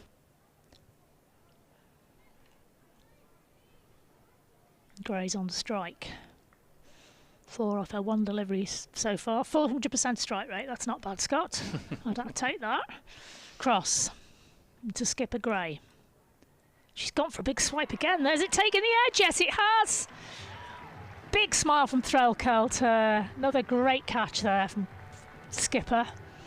And Gray's gone. Well, they're falling like dominoes here, aren't they? Not the pizzas, Bumble. Dominoes, the wooden toy pieces. Bringing Sophia Smale into the crease. Yeah, a little thin edge, wasn't it, through to Threlkeld. Big swipe. It's difficult this for Essex because they've got to almost swing at most things, haven't they? But then you potentially get yourselves into a situation where you make a mess of what you've got left to bat. The old DLS calculation does take into account wickets taken, doesn't it, for the team batting second. So it could make things a little bit tricky in this calculation. Smale's got a decision to make here. Does she just take it steady and try and get 6 and over, 7 and over, or is she going to go for it? I suspect she's going to go for it, don't you? Takes guard. Can't see Lanky anywhere. Where is Lanky when you need him? He should be jumping around now with all these wickets tumbling. Keeping dry. Yeah. Cross from the Statham end. Tail up. It's a brave shot decision. Reverse sweep, but she gets away with it. Taps a little single. Brings Carr onto strike.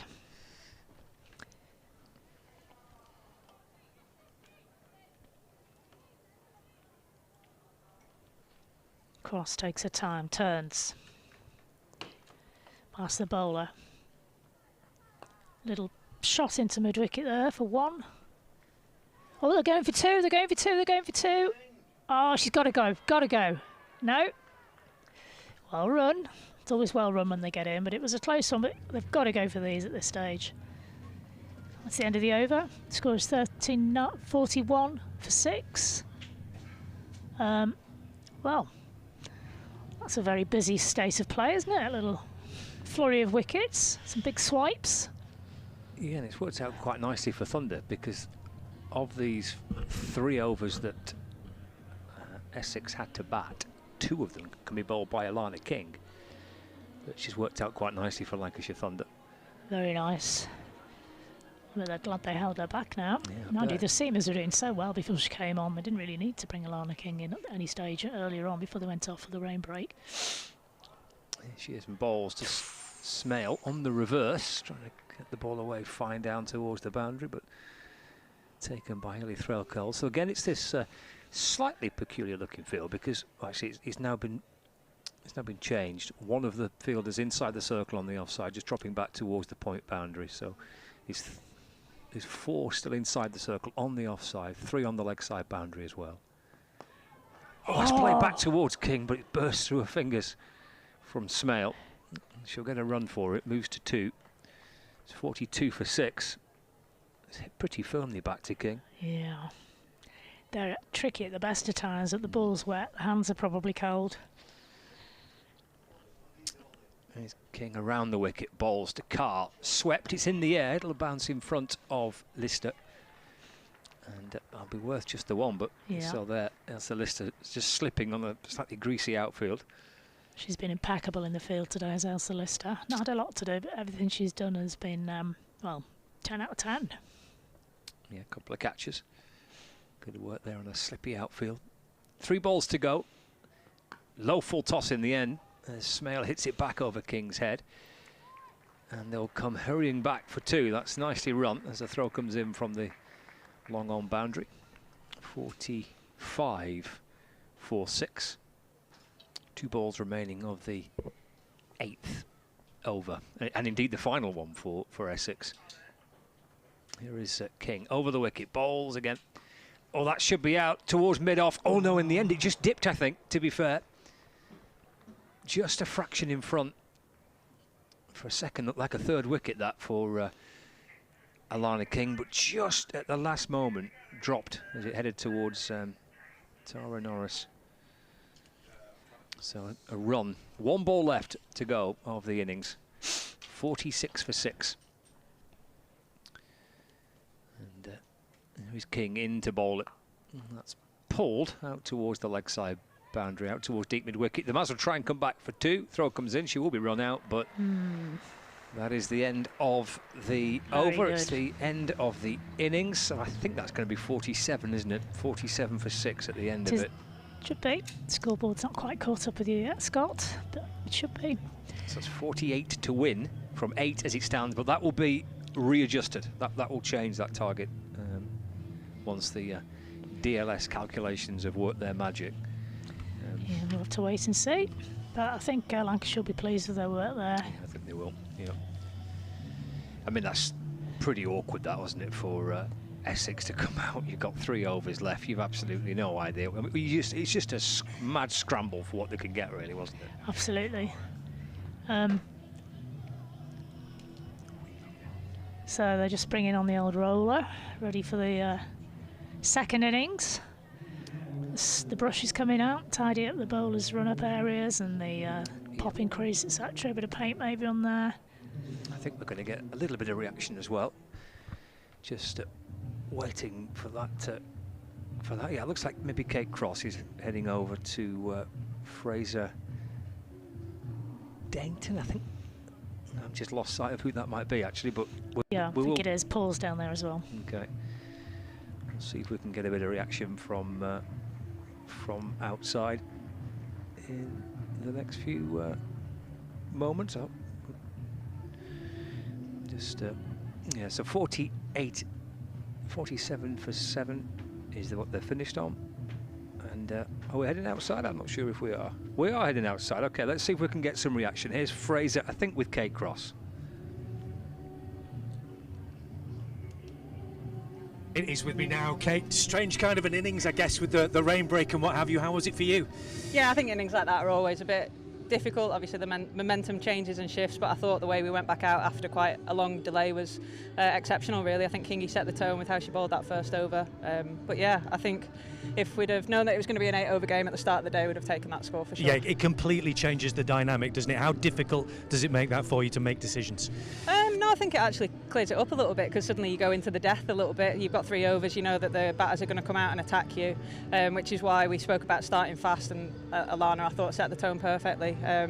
But yeah, they are difficult matches, because you know we finished in the power play with an over to go and then came back out and were bowling with death plans. But we had the chance to chat about that and make a plan before we went out, so it wasn't too bad. How hard is it to concentrate, to keep the momentum going, etc., when you've got such a big break and then you've literally, what 3 overs left to play to come and try and sort it all out? I think once you know that you're starting again and you know it's an 8-over match and there's certain bowlers can bowl certain amounts of overs, then you know you've got to switch back on. But I think they're the challenges that we actually did really well within the FA Cup when we played at that finals day down in Taunton. That was rain affected and we coped with that situation really well, so we took a lot of confidence from that.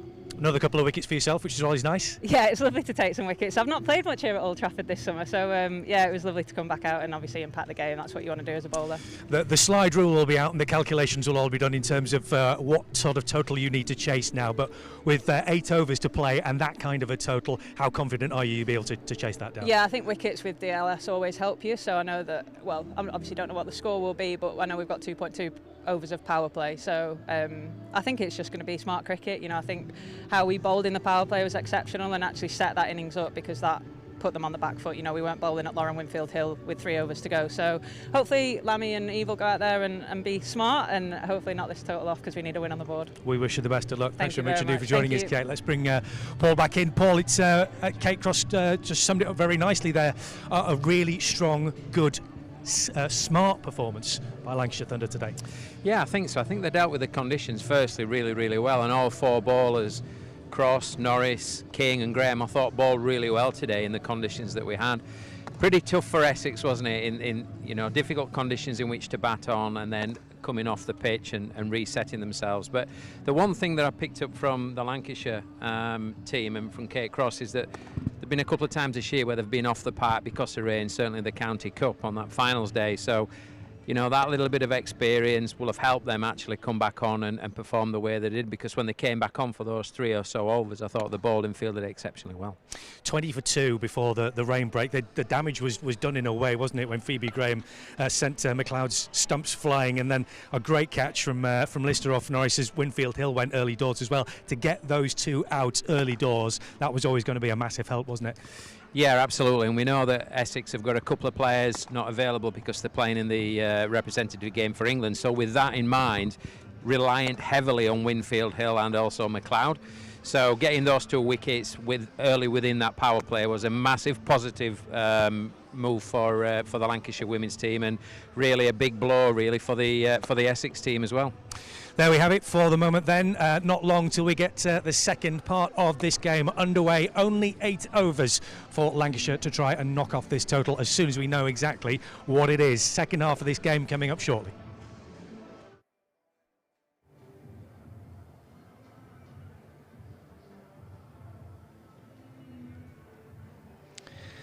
So the DLS target has been revised to 52 to win from 48 deliveries. So 47 for 7 is what Essex finished on. as they just tried to thrash out, really. Cheers, Ken. Tried to thrash out at the back end of their innings to try and see what they could scramble together. And Ken Graham, who is on Duckworth Lewis Stern duty, has just popped up into the comment box to give me a little table of over by over par scores. So that's been readjusted. So 52 is the target. What do you reckon there? Oh, sorry, I caught you mid slurp of sorry, I was in mid cough there, Scott. Yeah, forgive me. Sorry. No. Yeah, what do I reckon? I reckon it's eminently gettable, to be honest with you. I don't think Lamb or Jones are the type who'll give their wicket away easily. But equally, if there's anything to be snaffled, they're the two to snaffle them. And of course, we've got that little bombshell of Elsa Lister waiting in the wings. Yes. Who's she doesn't hang about. She's had a good season, particularly in this competition, making some big scores very quickly. So I'm feeling positive, to be honest with you, Scott. Would you tinker at all with the I mean, I'm sure they'll open with Emma and Eve Jones and Emma Lamb, or would you stick with Tilly at the top with Eve, or would you look to push Elisa? I'd be tempted to put Elsa up if it was me, but it depends. If they lose a wicket in the first couple of overs, I'd bring in Kestevan, but if they're going well and they just need a finisher, get Lister in. We'll see what's on the minds of the coaches and the captain from Lancashire Thunder. So we'll see. Yeah, not too far away. We are set to resume in a couple of minutes' time. 52 to win, 48 balls to get them. We'll catch you soon.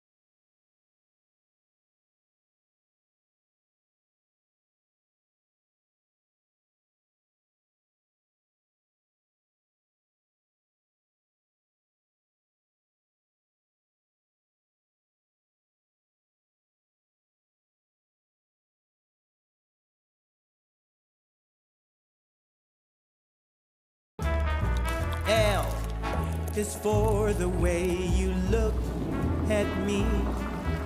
O is for the only one I see. V is very, very extraordinary. Welcome to the opening day. Oh, that is a wonderful shot.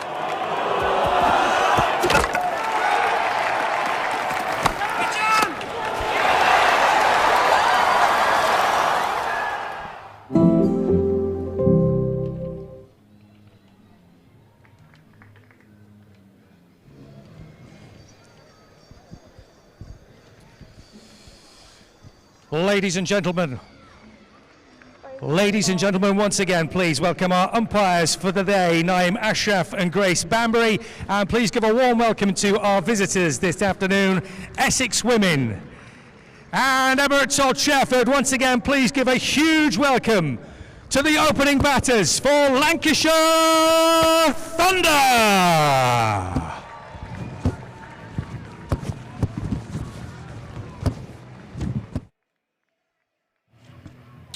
Okie 52 to win then for Lancashire Thunder, 48 deliveries to get them, and they have had a little tweak. They have. With their batting lineup. It's going to be Emma Lamb and Eve Jones, which we were expecting. Had it been a full 20 over game, or were we thinking it would have been Tilly Kesteven to open with Eve Just Jones? wondering who Not number sure. 11 is, actually. I think that is Tilly Kesteven in wearing number 11 shirt. She's a left-hander, yeah, I think it is. I think it might be Eve Jones, but we'll... But Eve Jones is number 8. Oh, well, we'll see, won't we, eh? When the scorers put their names up. There you go, Eve Jones. Looked like Eve Jones watching them two batters coming out. Changed her number. Gone to 11, so it's got a complete curveball. Naughty. That. Yeah, outrageous. Outrageous. I mean, getting on a bit as it is without having further. There you go, close up. That's definitely Eve Jones. Hello, Eve. Sorry about that. Listen, you should be pleased Tilly Kesteven's a tad younger than you. Only a tad. Where will Elsa Lister bat? Coming in next. Coming in third. Who knows? Esme McGregor's coming into bowl. Right arm over. Oh, what a stop from McGregor with her left shin. That must have stung. She is the leading wicket taker in this competition this year. 18 wickets for the 20-year-old. Yeah, that was thumped pretty firmly back down the pitch. Glorious. Wasn't it? I was practically signalling 4 runs myself then. How vital will that stop be at the end of this? They've still kept a slip in, have Essex, which I think is sensible. Right arm over to E. Jones. Lovely little play shot into the covers for 1 run. Brings Lamb on to strike. Yes, so just to recap again that the score gets adjusted via Duckworth Lewis Stern because it's a reduced overs match, and obviously Essex were unaware when they started their innings that they'd only have 8 overs and that type of stuff, so that it gets reduced via Duckworth Lewis Stern. It's gone from 48 to win to 52 to win now for Lancashire Thunder, and obviously that target is set, but clearly the Duckworth Lewis over by over score will change should Lancashire lose wickets. Comes McGregor to the right-handed Lamb. Defends. No run. Obviously the DLS score in terms of finishing the match is only affected if we have some more rain. So fingers crossed we get no more rain, and then it's pretty straightforward. As it stands, 51 to win, 45 balls left. So fielding wise, they've gone for a deep backward square. Somebody in deep at cover point. McGregor into Lamb. Lamb does like that shot out in that area, so it's good field placement from Essex. 1 run. Cordelia Griffiths is minding that boundary. Lanky's doing his best to put her off, I think. Good work, Lanky. Yeah. So the crowd's filling up actually after that rain break. There's quite a lot under the point, under cover there, quite sensibly. As McGregor comes into the left-handed Jones again. Nice strike. This one's not being stopped. Straight drive, classic. Full face of the bat. 4 runs, easy as. It's a terrific shot, wasn't it, by Eve Jones? Lovely. Look at that. Yeah. Take notes, everybody. That's how you play a straight drive. 6 for no loss of wicket in this over so far, the very first over. So they need just 1 more run to be up at the run rate in this over. No run there. Well bowled, McGregor. Yeah, just pull that one back in. A little bit straighter from McGregor. So honour's pretty even at this stage. Yeah, it might see Thunder just adjust their batting up a little bit. We'll see. I mean, they've got plenty of strength there, and lots of batting in their top order, but just the way that Elsa Lister can really clear the Very ropes. destructive. Yeah. She's very destructive. She is. But there's no need to panic at this stage. These two are very experienced. They've had some really good innings together this season already, and no need to go crazy at this point. Plenty of wickets in hand. Yeah. Lamb, who's not part of England's T20 squad, but part of England's one-day international squad.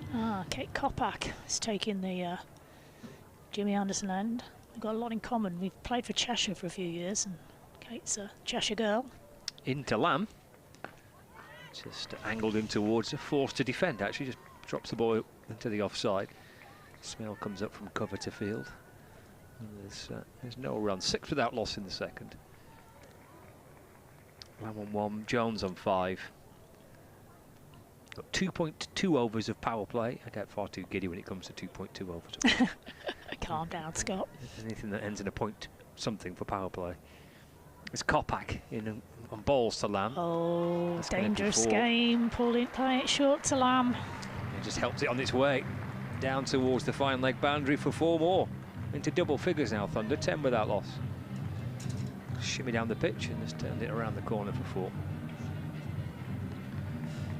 Lamb moves on to 5 with that. 10 without loss.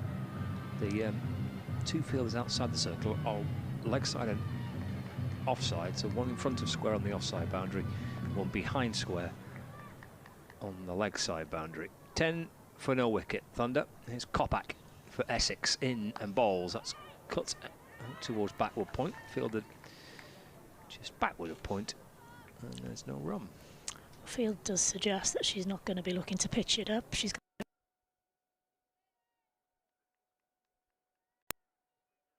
so the possibility of going over the top is there if the ball's in the slot or close to the slot. Lamb on 5. There's Kopak in bowls to Lamb. It's turned out through the leg side. There's a chase on here from behind square. Oh, it's a great effort by Cordelia Griffith to try and cut it off. She got a long way to move to her left on that leg side boundary. Looked like she got there, but it, in the end just beat her to it. 4 more for Lamb. That was a slower ball from Kopak. She rolled her fingers over the ball there, and Lamb had to wait for it. Picked her spot beautifully there, Scott. Class. Lamb to 9, 14 without loss, 38 to win from 38 balls. Kopak, a couple of boundaries conceded in her first over in to Lamb, looking for another one here, but Cordelia Griffith in behind it. Puts a long barrier in as Lamb is restricted to a single. Moves on to 10. 15 without loss, 1 ball left of the second over, 3 balls left of the power play. Get you with your .2. I love a .2. Hey? I love a power changing mid-over. I do need to get out more. You do. Not too much, though. Getting on a bit now. Last night was enough. You are. Coming back from Northampton at 3 in the morning. Poor thing. Yeah. Surprised you recognised me this morning at the main gate. I was having strife with the security guard. Kopak around the wicket, balls. That's nudged away to the leg side. Fielder at mid-wicket, shy at the stumps towards the bowler's end, but Eve Jones has shuffled through for a single, and she keeps a strike as well. End of the second over that. Nice and bright, this from Lancashire Thunder. Good start. 36 to win, 36 balls left. Eve Jones 6 and Emma Lamb's on 10. Nice. Yeah, 16 for no wickets down. Oh, we've got some bananas in. Oh, hello. They're very appealing, aren't they? Took a while for me to get that. I'm sorry. I'm from the dad school of jokes, I'm afraid. I'm giving you a wave. Wave, bananas. Go on, go, go, go. You're on camera.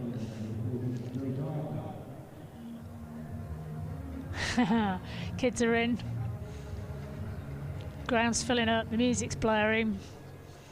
Lancs are in a good position as we speak, unlike our director who stood right in front of us. Would you like to move now, Colin? Thank you. Come on. Go and do something Colin. useful. Bye, Colin. He's been fiddling around with the tubes and pipes and screens Go for make ages. a cup of tea or something. No sugar for me, thank you. Right, where are we? We've got a change of bowler. Gardner on, right arm spin. Sensible, I think, to get the spin on. Having said that, she's just cut that beautifully through to points. 4 runs. God, it's a good shot, wasn't it? Yeah. Didn't really need to force it, No. Eve Jones. But quite late. Lovely shot. Sliced away off the back foot. Yeah, and there's nobody in on that point boundary, and they did have somebody in on that boundary for the seam pace bowler. They've got 2 on the leg side for Eve Jones. Boundary, and that's been swept down to fine leg beautifully by Eve Jones. This could go, although the only saving grace could be that it's very wet down there. And do you know what? Well played, that fielder. How she kept that in. And they're going for it. They're taking 3. Good running. Lissy McLeod, very athletic piece of fielding there. She didn't give up on that one. It would have been easy to just slow down half a yard, but she didn't. Guess what? Guess what? It's the end of the power play. Well spotted, well remembered. Yeah, windmill arms. Power play done. Happy now? We can all relax now. Let's have a look at what the fielders are doing now, Scott, shall we? Scores moved on to 24 for no wicket down. Gardeners to continue. Sent an extra field. 2 fielders back on the boundary. Eve Jones has managed to find one at long on. 1 run to the total. Moves on to 25. It's been a nice kind of calm, measured approach, hasn't it, by Jones and Lamb? But yeah, it's the benefit of batting second, isn't it, in a rain-affected game where you know what you need to do. Good toss to win, I think. Yep. We said that earlier, didn't we? Discussed whether that was featuring in Threlkeld's decision. She's still got a bit of work to do as Gardner. Still only halfway through her over and 9 off it already. Yeah. Dab down, fine leg, easy run. Nice diving stop down at fine leg from Maqsood, Scottish international. They're way ahead as well on DLS. So if it did rain again, that type of thing. At the end of this over, to be par would be 18. So they're way in front of where they need to be in the run chase. Gardner, right arm around the wicket to the left-hander. Oh, she's missed that. Lucky not to catch the edge. More bowled. Dot ball, which is gold dust at the moment for Essex. Yep. Gardner rocks back again, does Jones. I think she'll get a single. No more. Keeps the strike. 27 for no wickets down. Yeah, 25 to win. 30 balls left. It's nice and dry at the minute. It's not particularly sunny. The floodlights are still on. Yeah, I think they need to be. It's still fairly. It's not sunny, but it's certainly still very grey. The flags are still blowing quite gustily from left to right as we look from the Statham end. So there is a bit of breeze around to dry the outfield out. Yeah, we've seen a couple just lose their footing a little bit, haven't we? When been outfielding towards the boundary rope. It was quite heavy at one point in the rain. Yeah, there were big brollies out at one point. It wasn't just your little ones. There was huge, great big golfy brollies. Golfy brollies. Serious cricket watchers. There's quite a few people actually sat outside in the rain for the whole of that break. I was quite impressed with their fortitude, quite frankly. Yes. Tell you're in the north. And Captain Eva Gray's decided to continue to bowl from James Anderson end. Yeah, Eve Jones on strike. Gray in bowls, and that's pitched towards mid-on, and kind of flirting with the idea of a single. Wasn't picked up cleanly at mid-on, which kind of encouraged them a little bit to try and see if they can sneak through for one, but dot ball to start the 4th over. Eve Jones on 16, and the Lamb's on 11.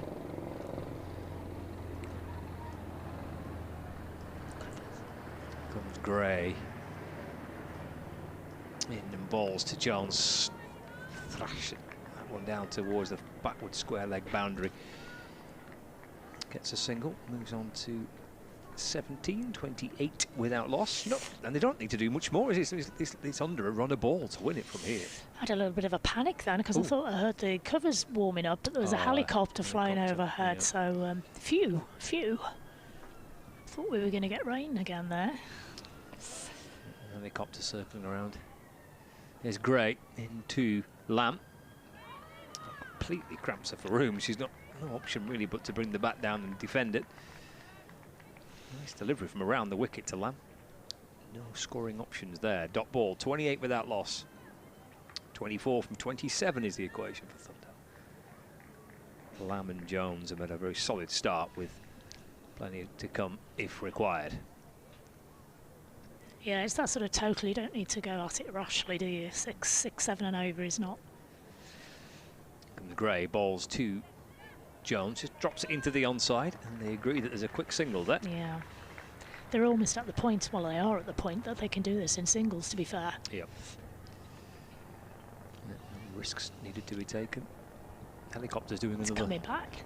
loop around, isn't it? Look, I told you, I can't go until the women's game is finished. Go over to the pad, you can pick me up later. Your transport has arrived. Gray. Into Jones, who's on 17. And that's muscled into the onside. Good catch at mid-wicket, they needed that. And Eve Jones can't quite believe it, and slumping down. It's a good catch by Lizzie McLeod at mid-wicket, diving away to her right. And, well, Essex need that and a bit more, don't they, to get themselves back in the game. But Jones departs for 17, 29 for 1 in the 4th. Oh, I think it's Elsa Lister. Yeah, I think it could be Elsa Lister. It is, yeah. Whiteless, yeah. Yeah. Elsa Lister heading out, knowing that a couple of big hits from Lister and it's game done. Good catch this though. Very good. Needed to be taken. Almost took it behind her almost by the time the ball. See McLeod. Same player who stopped the 4 earlier on in this innings, isn't it? Nice diving catch. So 29 for 1. 1 ball left at the 4th over. Elsa Lister is the new batter heading out. 23 needed, 25 balls. And Nick Ops is doing another lap around. I should go away now. I've told him I'm on my way. You're looking for somewhere to land. It's the 3rd time round now. Right, final ball of the 4th over. Here's Eva Gray into Lister. Big LBW there. The ball deflects out into the offside. Let's have a look back on this on the bit leggy replay. Yeah, it's angled into, yeah, it isn't it? Yeah, heading way down leg side. End of the over that though.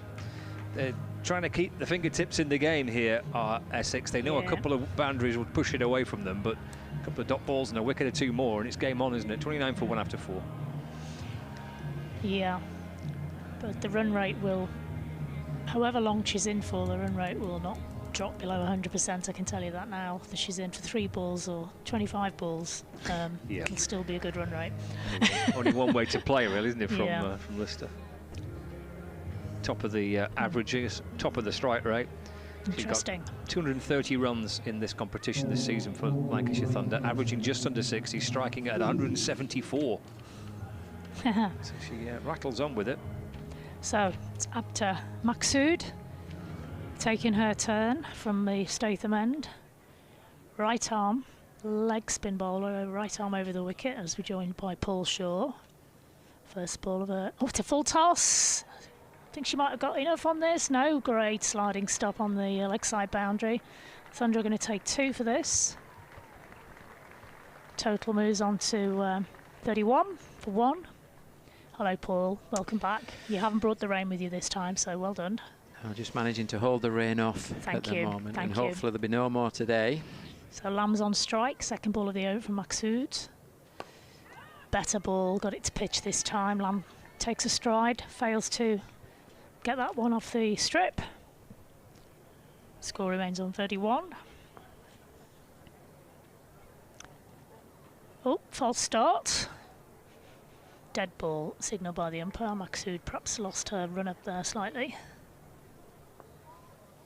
She did the right thing in stopping. Maqsood struck firmly down the ground. There is a fielder there. This time they're just going to take the 1.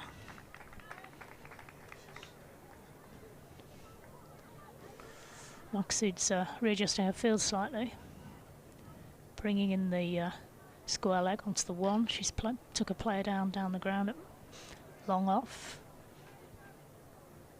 Short fine in. Oh, they're all over the place, Paul.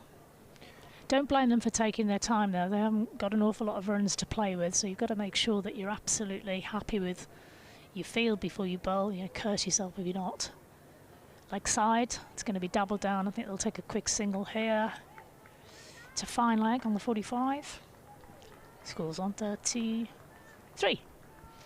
19 required off the 20 balls remaining. Lister's on 1 off 2. Lamb 15 off the 13 deliveries she's faced. It's all very exciting, isn't it, Paul? Certainly is. Action-packed. If you thought T20 was action-packed, what about T8? It's gone over the top of mid-wicket. out towards the bow. Oh, it's a misfield. It's a misfield, Cordelia Griffiths. No, it's not Cordelia. Sorry, Cordelia, you've done nothing wrong. Trying to see which field it was. Doesn't matter which field it was. It's still forced a total regardless. But unfortunate from an Essex point of view. That's a shame, because Essex had just started to turn the screw slightly there in that passage of 6-7 balls. 37 for 1. Yeah, and that just releases that little bit of pressure that was just beginning to start to build as Lamb moves on to 19 of 14. Exceeding again. Beats the outside edge. Lamb thought that might have been given as a wide, but not on this occasion, Miss Lamb. So at the end of that over, we're 37 for the loss of 1 wicket. You can see the worm you're just getting shown on the screens there. It's Lancashire very much ahead of the game at this point with wickets in hand. And the run rate equally impressive. No need to do anything silly at this stage, Paul. No, absolutely not. It's about winning the game of cricket, isn't it now, and picking up the points at the end of the day. So being smart about it. They've got they're ahead of the game at this point in time. So yeah, that Lancashire in a very strong position. And just a reminder to everyone that they require just 15 runs to win off the remaining 18 deliveries with 9 wickets in hand. You've got to change your bowl at the Anderson end, Sophia Smale. That's a big shot, but you might have found the fielder here. Oh dear, dear, dear. How expensive might that drop catch be? 2 runs taken when it should have been out. Oh dear. The music from the crowd was I don't know if you heard it from your points, like he's doing a few little jumps of celebration. What a shame from Essex point of view. And again, that's missed by the keeper, given us a wide. It's going to perhaps potentially go for 4. It is. Oh dear, the wheels are coming off for Essex at this point. 44 for 1. Chasing 52. It's going to be an uphill task for Essex to achieve anything out of this game at this point, Paul. It is at this stage. Lister's just got enough bat on that ball, and it's run on towards the fine leg boundary. But the ball before where Lister got dropped, the interesting thing, she got dropped by Amara Carr. She's normally the wicket keeper. 1 run on this occasion into mid-wicket.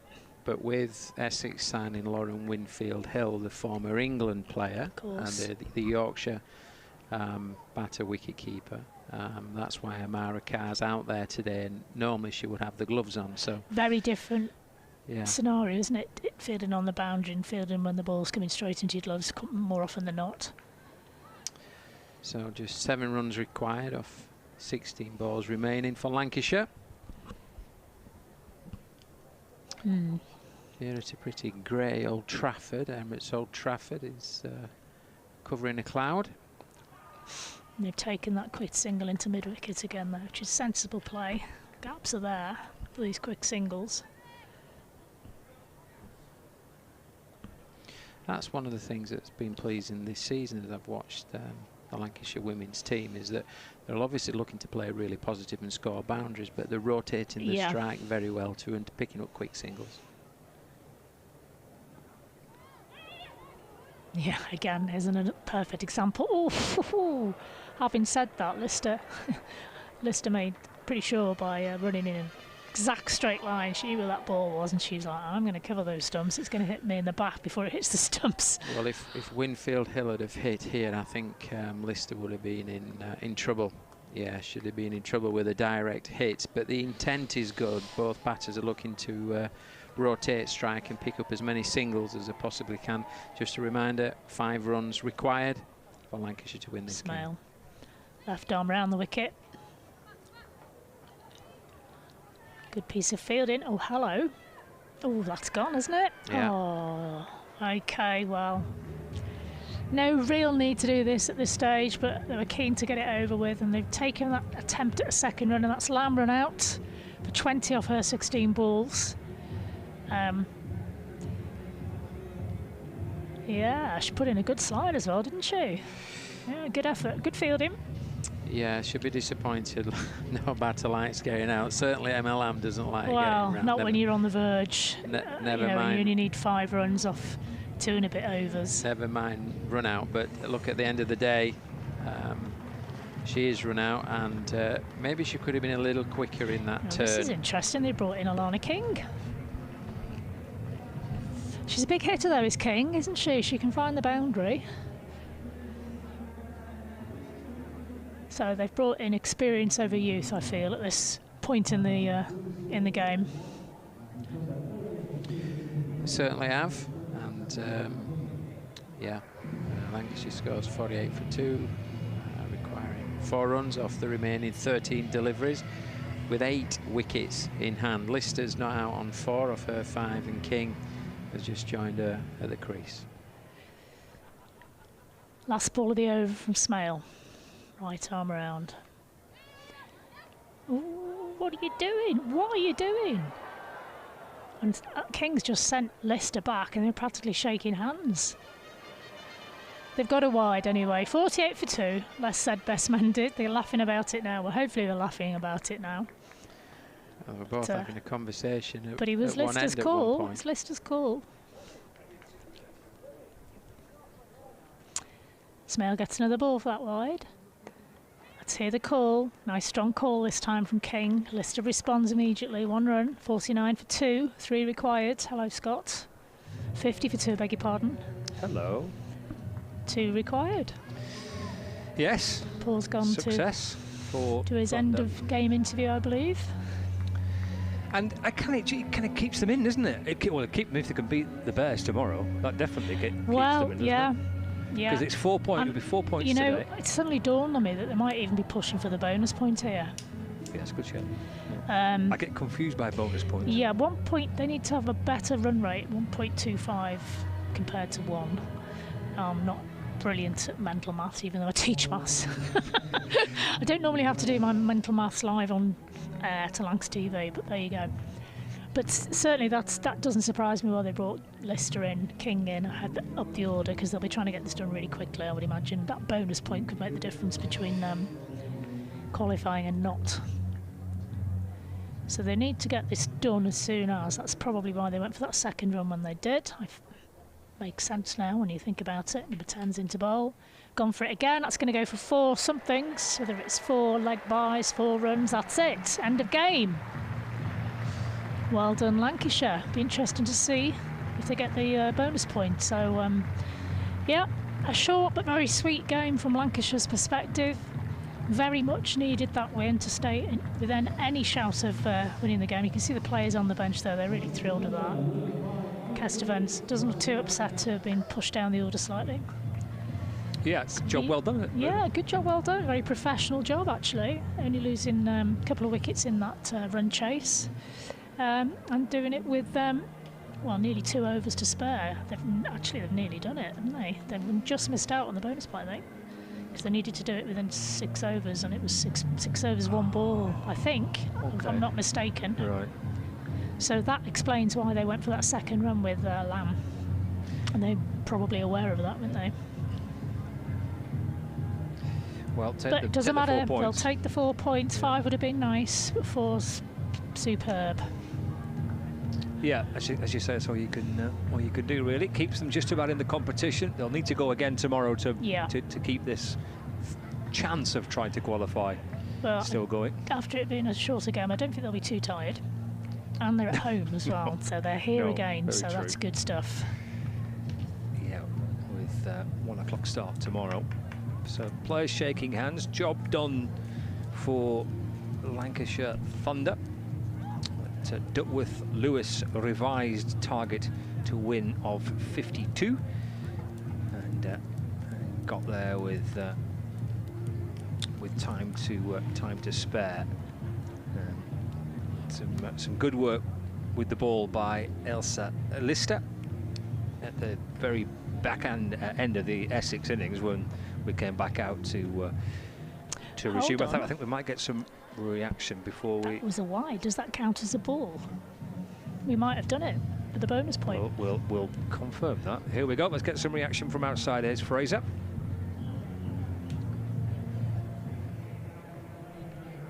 Yeah, definitely. I think we wanted to start this block strong, and yeah, I thought the bowling was excellent and we caught well, and yeah, we backed ourselves to defend it, and obviously got the bonus point as well, so we're delighted. Strange kind of a game with the rain delay as well. How difficult was it to keep concentrated? Yeah, it's tough. It's always tough these days, and as a cricketer, rain's the last thing you want. But I thought the way we came out in the field and took those wickets in the last 3 overs was excellent. And then I thought Lammy and Jonesy were brilliant at the top to just set the tone and kind of ease the nerves in the dugout.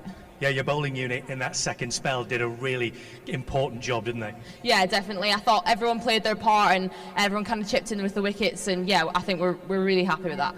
A win today, if you get another one tomorrow, this is a real opportunity for you to work your way up the table, isn't it? Yeah, definitely. We've definitely still got our sights on finals day, so yeah, hopefully for a win tomorrow will set us on the road. We know this team is capable of putting runs together. Are you taking a bit of confidence from that, and hopefully you can do the same again? Yeah, definitely. I think we back ourselves to go again tomorrow, and yeah, fingers crossed we get some runs on the board again, and yeah, the bowling unit, I'm sure, will do the same again. Well done, Elsa. Thanks very much indeed for joining us. there with Fraser Dainton. Great performance by her, and a great performance by the team all round for today, Paul. Absolutely. Look, they'll be really pleased. Things gone their way with the weather really today, because actually they were doing well in the power play. It rained, got off the field, came back on, bowled beautifully in those last 3 overs, with the game being affected and the reduction in overs. And then I think where they've gone about the business with the bat today, they've been really positive, they've done the job and won the game quite comfortably. So they'll be really pleased to get back to winning ways. If they can get another win tomorrow and they get on a roll, all of a sudden they're still in with a chance. Never rule out finals day. We look forward to it. It was short and sharp, but Lancashire Thunder have come away with an 8-wicket victory here today against Essex. The men's game is coming up very soon. Join us for that in a little while.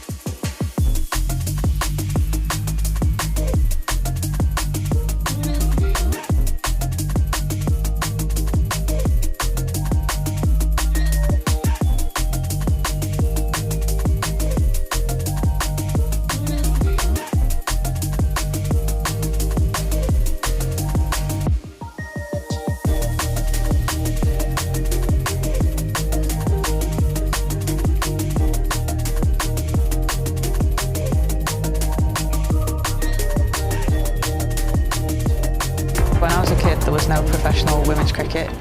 I didn't even think that women could be professional sports people.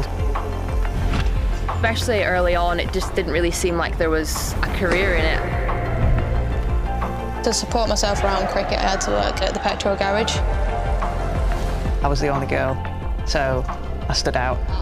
I'd love for young girls to be able to dream about being an athlete and it to be achievable. Thanks to the Hilton funding my contract, it's allowed me to play the game that I love all day, every day.